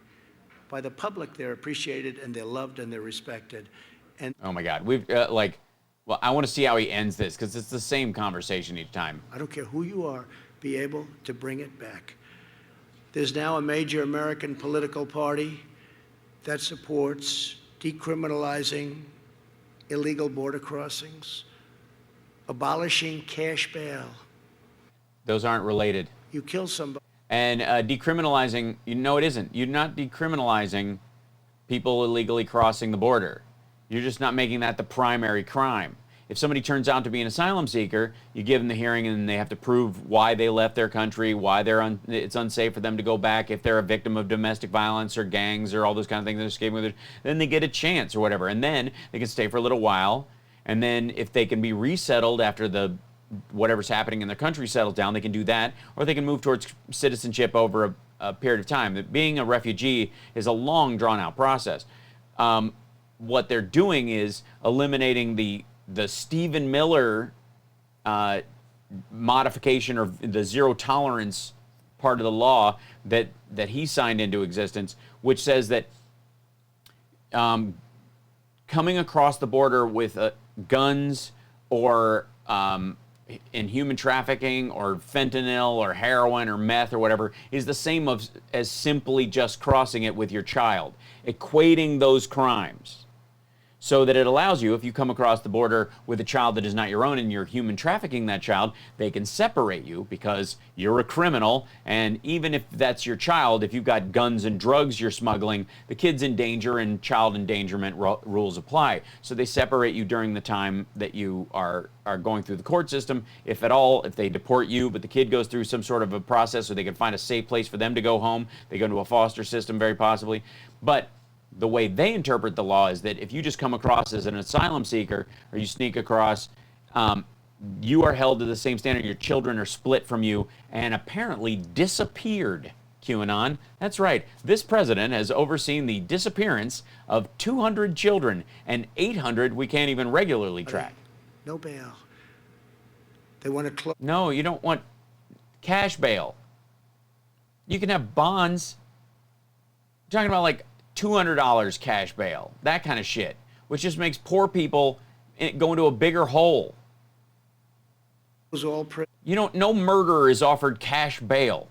And if they are, the judge is the problem. Outlaw American energy, confiscate your guns. Well, yeah. I mean, you'd have to. Are we doing this in order? Do you confiscate the guns last? What is this? Oil then guns or guns then oil? Do we bust them while they're oiling their guns and we have them both? I got to figure this out. Force taxpayers to finance late-term abortion. To finance late-term abortions, is it is it like a public credit card? Is it a zero interest rate kind of a thing, or no payments for 6 months on your late-term abortion? Let me guess. And as taxpayers, we're going to pay for someone to have a baby, and then someone just bashes it on a rock. What page is that in the Democratic platform? You want to ban charter schools, abolish school choice? No. We just don't want federal funds to go to charter schools. If you want to start a private school, start a goddamn private school. But we don't use mid-level in-betweeners owned by Betsy DeVos and her serial killer brother to undermine public education in the country. Destroy our beautiful suburbs. They want to destroy. I have done more for suburbia when they talk about the suburban woman. Will she vote for Trump? If she doesn't, I mean, what is she doing? I mean, she's just going to have a yard full of black rapists. They want to force low-income housing. You know what I mean, with low-income housing. To suburbia. And now the one that wants to do it is Cory Booker. Cory Booker's a disaster. You saw him He's a real running beauty. for president. Is he a real beauty? He eventually quit when he started getting below 1%. How about all these people? How about Kamala? Kamala runs. She's sort of one of the favorites. And she goes from 15 to 13 to 12 to 9 to 7, 5, 4. About 1 she got out. She didn't even get to Iowa. She never got there. It's weird. It's almost like there was a coordinated effort on the other side, knowing that she couldn't make it this run, but she had a long, storied career ahead of her in the Senate, perhaps, or some other place, or maybe as the vice president. And there was a conversation had there, almost like an organization. She didn't want to take a vote. That's how bad she was. Don't you want to pick a person that's gone in the opposite direction? I mean, seriously. Yeah, they did. Why don't they pick the person who won to be the vice president? What? That's like a free call. What? You picked someone who didn't even run. Mike Pence would have never placed. But there's something that's not good going on there. Okay, something that's not good going on there. His language is starting to sound like mine, and I had 3 hours of sleep I think it was a good choice. for every night for the last 3 days. It was my #1 draft pick. I did say that. They said, "How do you like the choice?" I said, "That was my #1 draft pick." But I meant from my standpoint. But think of it, she was one of the A woman, she's brown. I could use her to scare my people like crazy. favorites, and she went down. Why? Explain why she would be your #1 draft pick to run against. Why does Donald Trump think of all the people in this huge field that ran in the Democrats that the brown lady is the one he wants to run against the most? First of all, it's not true. I mean, he's lying. He's talking out of his ass. I don't know what that whole "she was my #1 draft pick" thing's nonsense. But if he did, why? And if so, why is he still running like Biden and Warren are the people? Why is he not running against she was an overly tough prosecutor and Biden signed the crime bill and therefore there's some backlash and maybe they're responsible for prison? I mean, we all know the reasons. I'm speaking completely facetiously, but Like a rock. So it's one of those things. I believe it's one of the worst things going on now is the abolition of police, or even the partial abolition of police. So we have to expose. how can you have a partial abolition? Oh, are we now? Is it in the Democratic platform that we're all going to finance partial abolition abortions of police departments? And do we do this before or after we take the oil and guns? By the way, you notice he thinks that the Democrats are going to take away your oil, and I want to go to other countries and take their oil, and that's why you should vote dangerous for me. left-wing movement. We must defeat it, and with an optimistic vision for America's future, we can be greater than ever before. We will be greater than ever before. With your help, that's exactly what we're going to do. Yeah, you can just feel the energy in his voice. Like he really believes this. We can be better than we ever were before. It's just so, I need to write that down. We can be better, greater. It was greater, I think. Didn't he say greater? We can be greater than ever. I have to get my pen out. Hold on. Greater than we ever, we have to, the optimistic vision, right? That's what they said about the DNC on Fox News. So, okay, got it.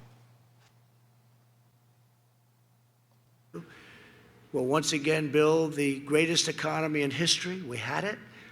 We had to let it go to save millions of lives, and now we're building it again. Why'd you have to let it go to save millions of lives? If you'd just kept the pandemic response team and didn't hate everything Obama, you might have not even have found yourself in this situation.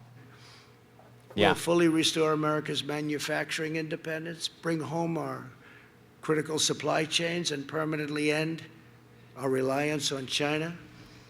Permanently end our reliance on China. So there is no phase 2, 3, or 4 in the deal then? Is that, I mean, is that the news that was just made as he clearly turns to the left so he can fart upwind. We're going to lower drug prices. They don't like China. Just say foreigners. Does anybody the national... hold on. I gotta say, Council for National Policy sounds like bullshit. Is it a bullshit organization? Is an umbrella organization networking a group of conservative and Republican activists in the United States. Okay. Yes. It's a bullshit organization. The Council for National Policy.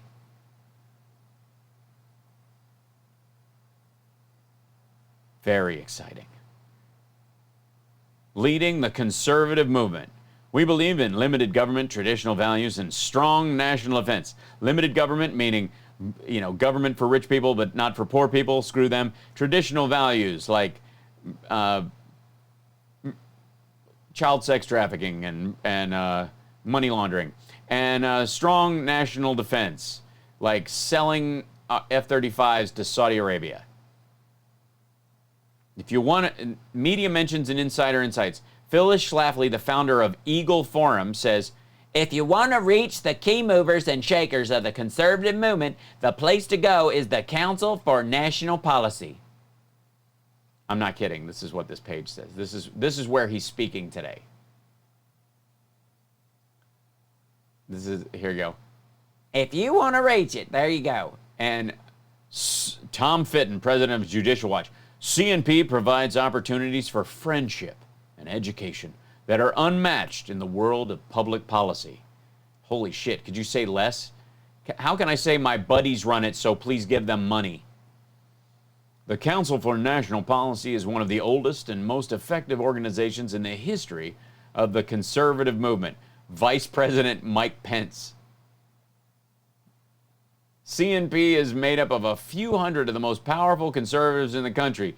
Gee, you wonder why they are cheering so much for no taxes and gutting the government. CNP's influence is beyond dispute. Well, that's CNN, though. I mean, that's fake news. I mean, that undermines. Now I don't believe anything. I'm going to put... Oh, look at this. Oh, never mind. A vigorous voice to influence policy and elite opinion at the margins. At the margins. Oh, you mean on the psycho side? Oh, and then we're back to Phyllis Schlafly. I mean, it was CNN and ABC. That's... Why is he buying pizza? What does that say? Is there... How many lights are in there? There's 3 lights in the place. Why is this guy... Who's this guy up here eating something? What is this? What are these boxes of? He's getting cheese pizza. And there's specialties. Specialties, like extra cheese. I didn't read all the Podesta emails, so I don't know what he was sending to Trump when he was, used to give money, other people's money to the Clinton Foundation. I don't know. It's interesting. Why are the QAnons not noticing this? We're going to lower drug prices at a level that's never been lowered before. 60, 70, 80%? Right. And I'm the only president in 51 years that lowered. Last year. Drug prices went down a little bit. Not much, but a little bit. But under Obama and Biden, they went up 50. Notice nobody clapped at that. Why would you not clap at lowering drug prices? It's almost as if they have huge investments in pharmaceuticals. 52%. 52%. We'll create a healthcare system that protects vulnerable patients, lowers costs. We have... Lowers costs. When did he turn into a cartoon Disney gopher? Transparency, it's already done, it's approved. It kicks into effect in January. This is going to lower your hospital stays, your doctor bills, gives you more choice and controls, and we're going to deliver the highest quality care that our great American... Where is this healthcare plan? Patients and people and seniors deserve. We'll yeah. Provide school choice to every parent in America.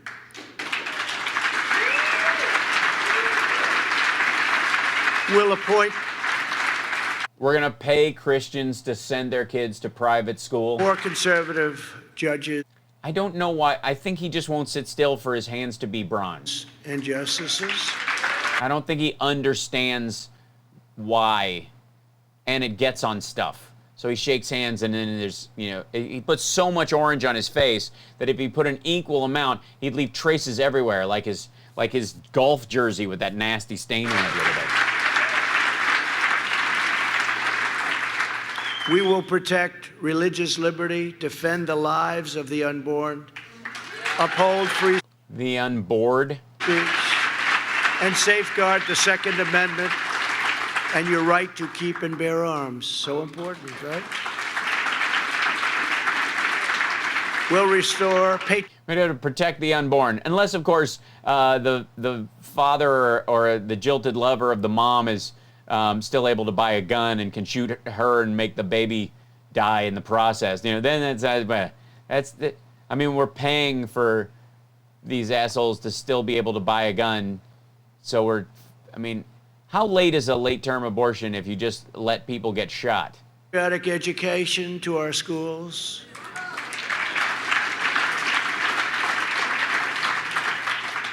What they're teaching students today is incredible. Horrible. They come home, it's like a different world.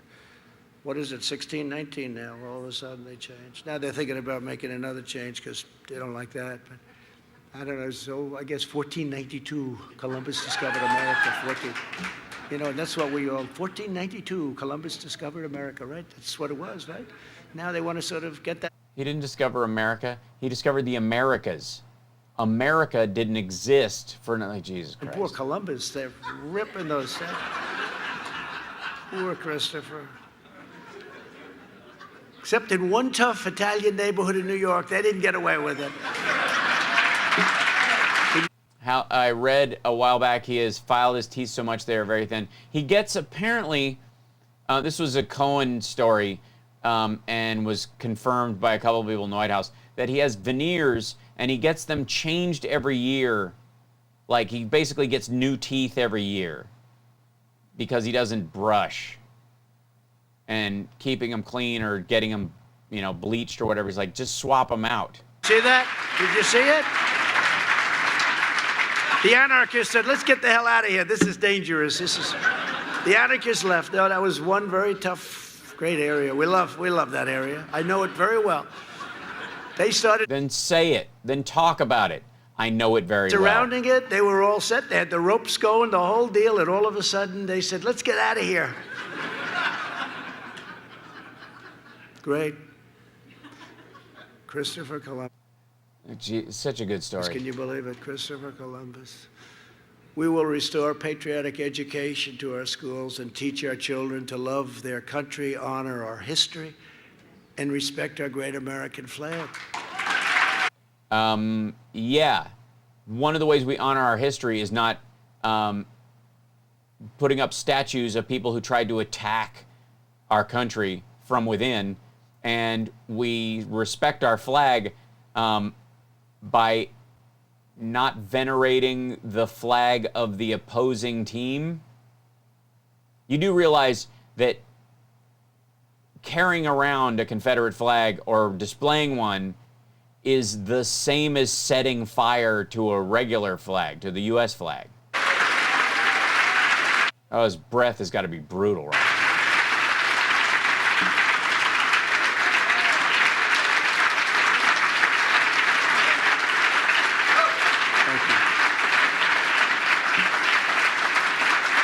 So this is the vision. Yeah.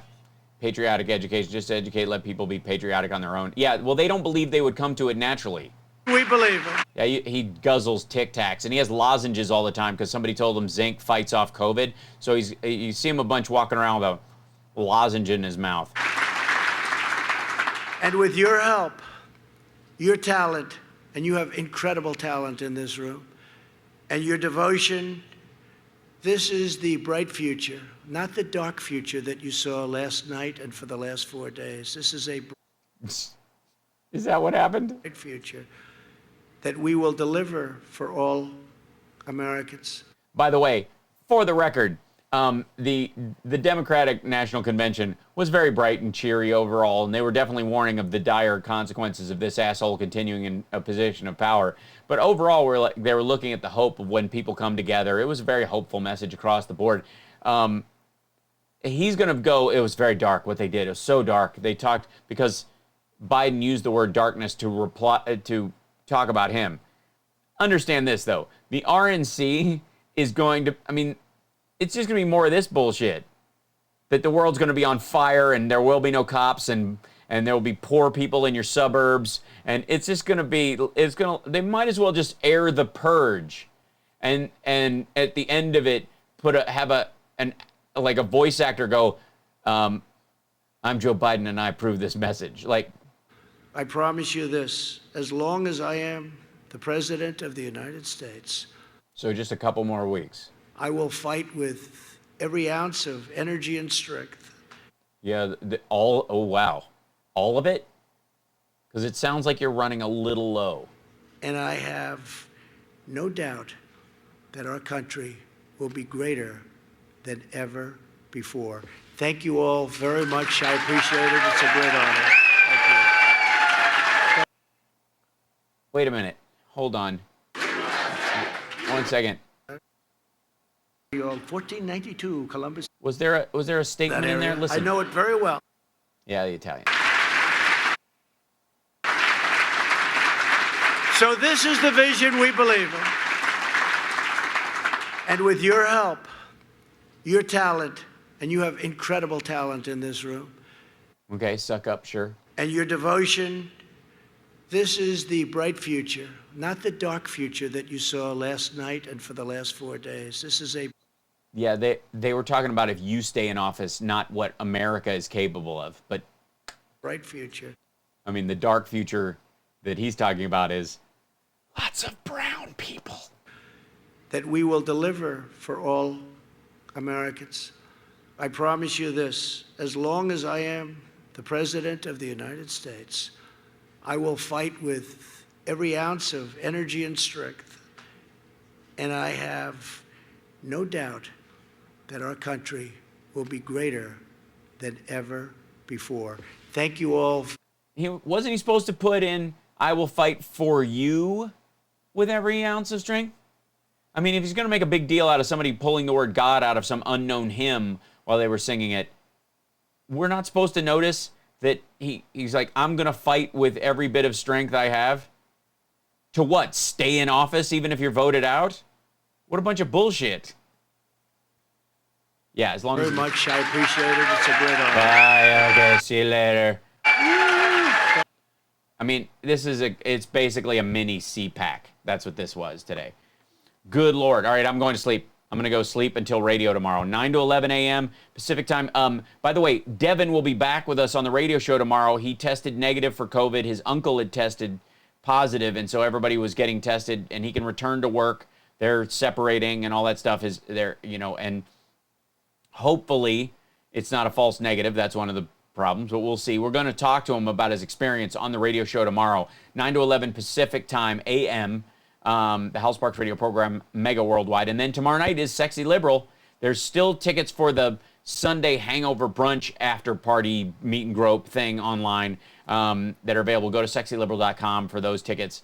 And I'm happy with a lot of the stuff I turned in. I wish I had 2 more weeks every time one of these comes up, but crammed into a week because it's topical.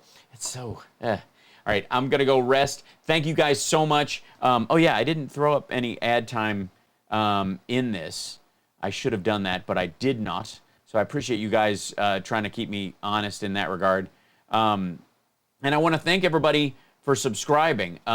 It's beautiful to watch. I appreciate the Patreon support. You guys are fantastic. Right at the beginning of September, we're kind of getting our Patreon world in order. So I'll be able to start mailing stuff out again because like a lot of like the patches and other stuff like that just aren't available anymore. So I'm having to modify what I send out. So I've got to make things by hand or order them or figure out like getting a seamster. I don't know. It's a lot of options. But I'm at least as soon as we're done with the move and all this other stuff, we'll be able to steady ourselves and get back to an abnormal, as it were. And in about a week, I'm going to have with the Creative Chamber that's in the Patreon, I'm going to start having a weekly get-together.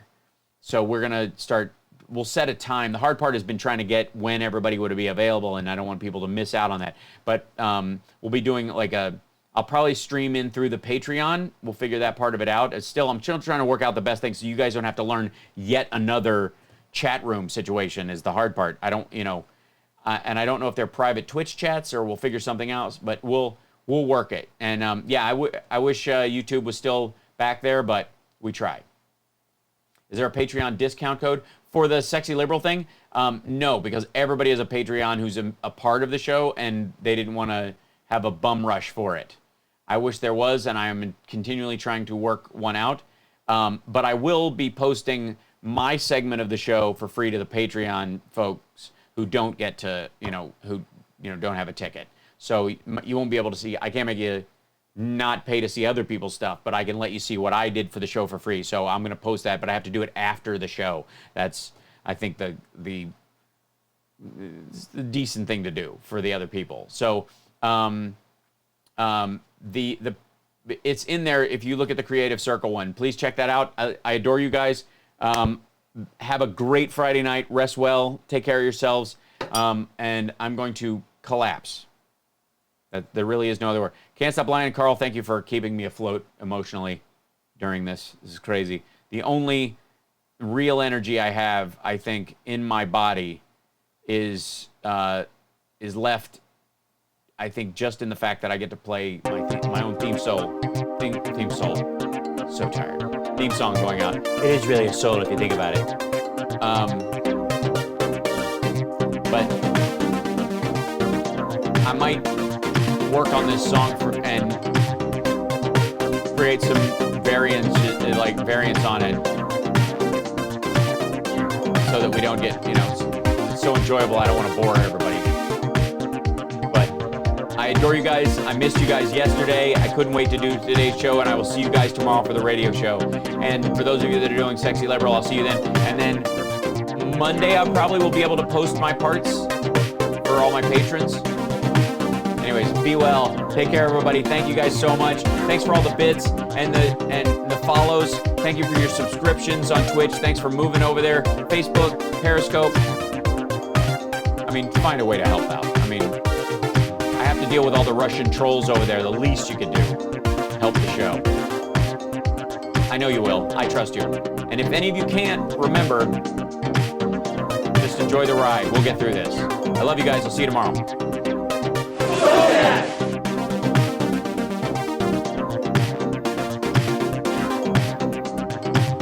They're not allowed to be offensive, unfortunately. Captain's log. Captain's log.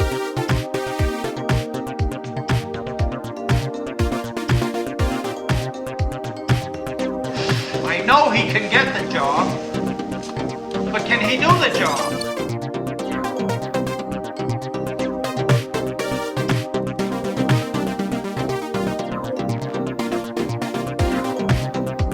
I was thinking of the immortal words of Socrates, who said, Did have shade.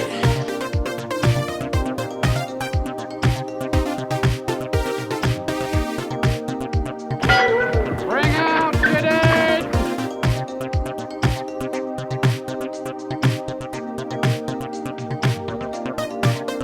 Welcome to the real world.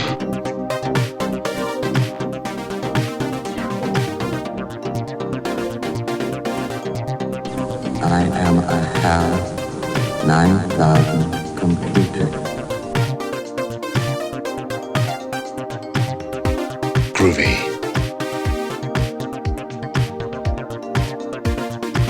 Groovy.